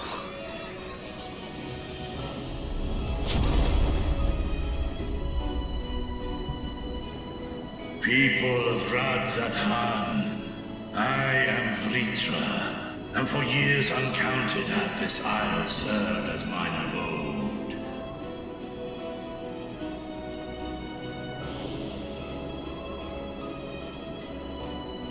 'Tis as the Satrap's ally I am known. Today, I would reveal the truth unto you.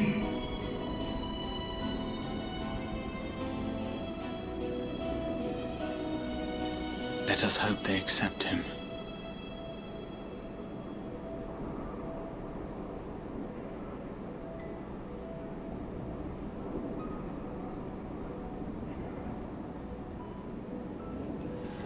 Whew.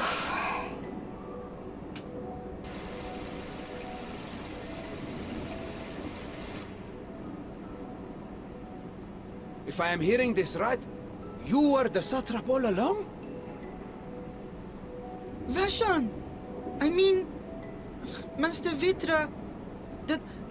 Does your divine eye really see all? Nay, child. While mine eye hath borne witness to the whole of our nation's history, to its future I am blind as thee. Countrymen, calamity the likes of which we have never known is come to Thavnir, our home. Friends and loved ones have been taken from us. I, too, have lost my closest confidant. Ahawan loved this land and served it with dignity till his dying breath. A nobler satrap there will never be. For so long, I lacked the courage to face you. I will not easily earn your trust, this I know. And yet, I cannot sit idly by and abandon Radzathan to her fate. A font of boundless vibrancy, this jewel of the ocean. Since time immemorial, hath she glittered with every color imaginable. To this dragon, slumbering in his dark lair, 'twas a mesmerizing sight, and one that brought no end of joy to my heart. This calamity hath stolen too much from you already, yet so long as you live, the light of Radzathan will never be extinguished. I pray you let me watch over it, over you, and lend me your strength, that we might face this trial and those to come as one.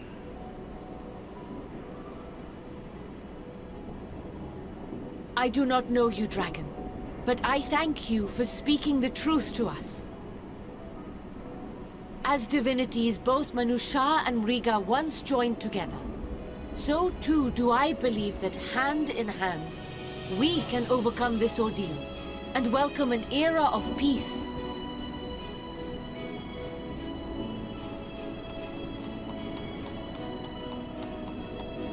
It's just one guy clapping. There's one dude in back. A sight that would have surely brought a smile to Azael's face.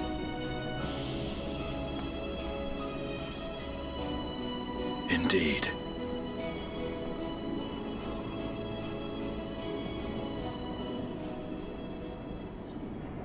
Uh-oh.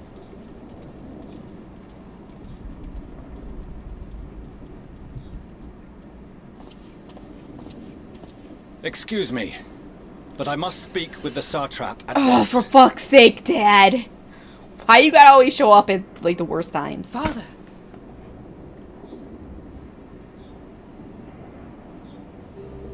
You have suffered dearly of late, yet you must endeavor to look beyond these losses to the future you yet have. On behalf of the Forum of Sharlayan, I come with a proposal by which you, the people of Radzat-Han, might be saved. To the moon. I say again, clearly. I must speak with your Satrap. I beseech you, take me to him with all possible haste. Stand right here. I am Satrap here. Speak thy proposal. All present shall hear and judge.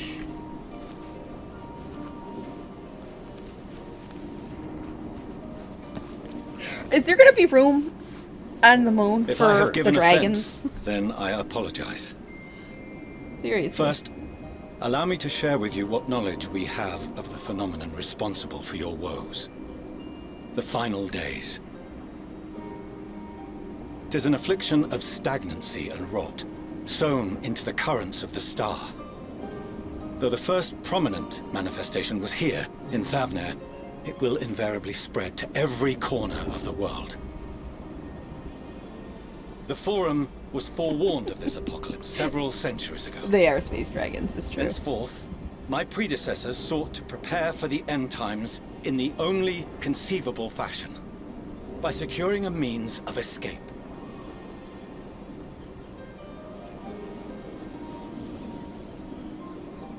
Escape this star? What madness is this? 'Tis by no means madness.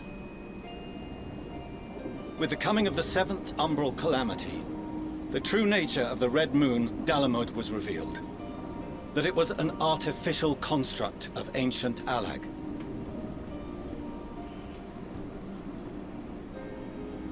But what of the Silver Moon? This celestial satellite is yet another technological marvel, fashioned and maintained by ancient allies. A ship that will sail the heavens and deliver our people from destruction. And by our people, I speak not only of Sharlayan. We mean to save every man, woman, and child it is within our power to save.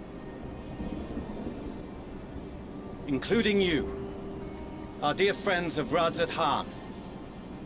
Recent events necessitate adjustments be made, and quickly, but we can and will escort you safely to the moon.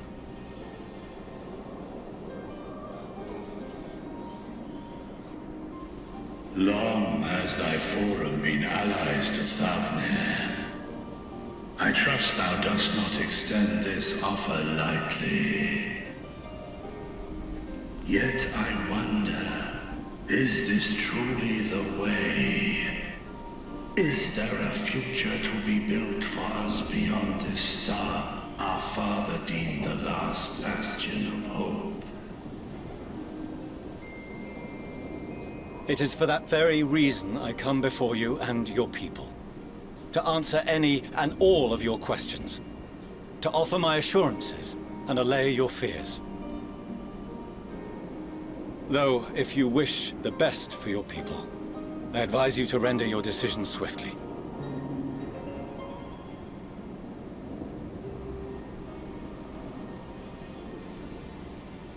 Show our friends to Megaduta. They are to be received as honored guests.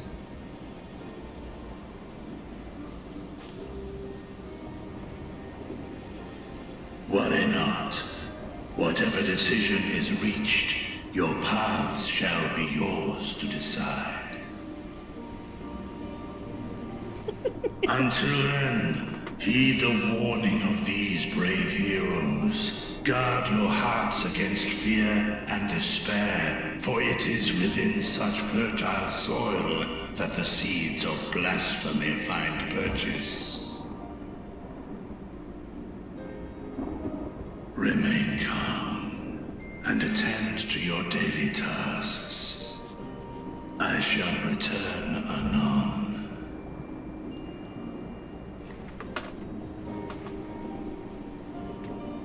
We'll do as you say, Master Vitra. We believe in you. That guy's voice sounds like it's like an adult making a little kid's voice for reals. It doesn't even sound at all convincing. I mean, which is fine, but it does sound like the guy's 30 trying to sound like he's 12.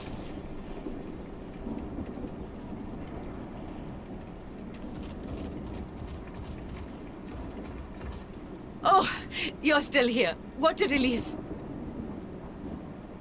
Nidana, what's the matter? Has something happened at Palaka's stand?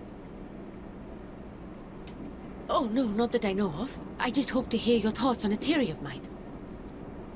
All who undergo the transformation are drained of their ether, yes? What is it then that gives these beasts the strength to carry on as they do? Logically, they must be drawing upon an alternate form of vital energy. That put me in mind of our earlier conversation, when I tried to explain the essence which many confuse with ether. Akasha. Yes, I remember. The unseen gift bestowed from on high. An energy influenced solely by emotion. Yes, yes.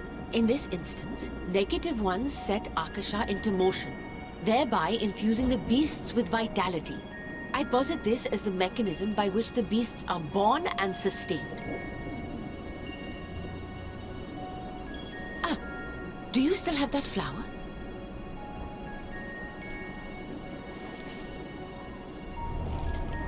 What?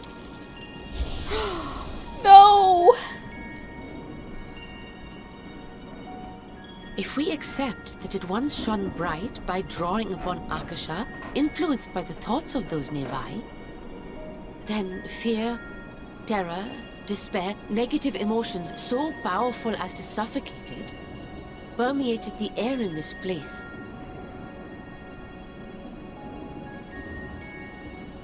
You must be very careful. The forces which drive the final days may be beyond our ability to perceive.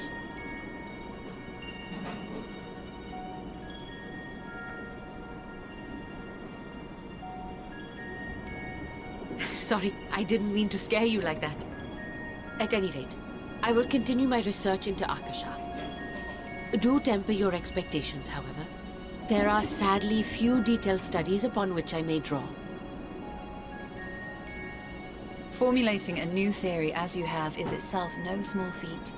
I wish you well in your endeavors, and pray you take care. You just want to go back to the moon. You stay safe as well, yes? You just want to see... next we meet. And we will meet again. You just want to see Pudding Way again. I mean, who wouldn't? I love Pudding Way.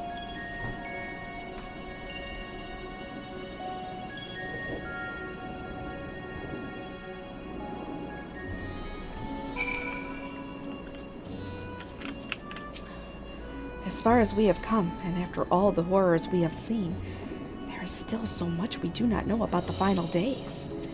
Could it be, as Nidana said, that the cause of this phenomenon is beyond our comprehension? And if so, are we powerless to forestall it? Okay. So I think this is actually a good place to stop, because there's going to be like one more quest here in in Ratathan, and then we're gonna be off to a new area, and I will not tell you what it is because it's a spoiler. So you'll just have to show up next Friday to find out where we're going next, because it's gonna kind of blow your mind, and you're gonna see characters there that are gonna kind of blow your mind. So don't you miss it.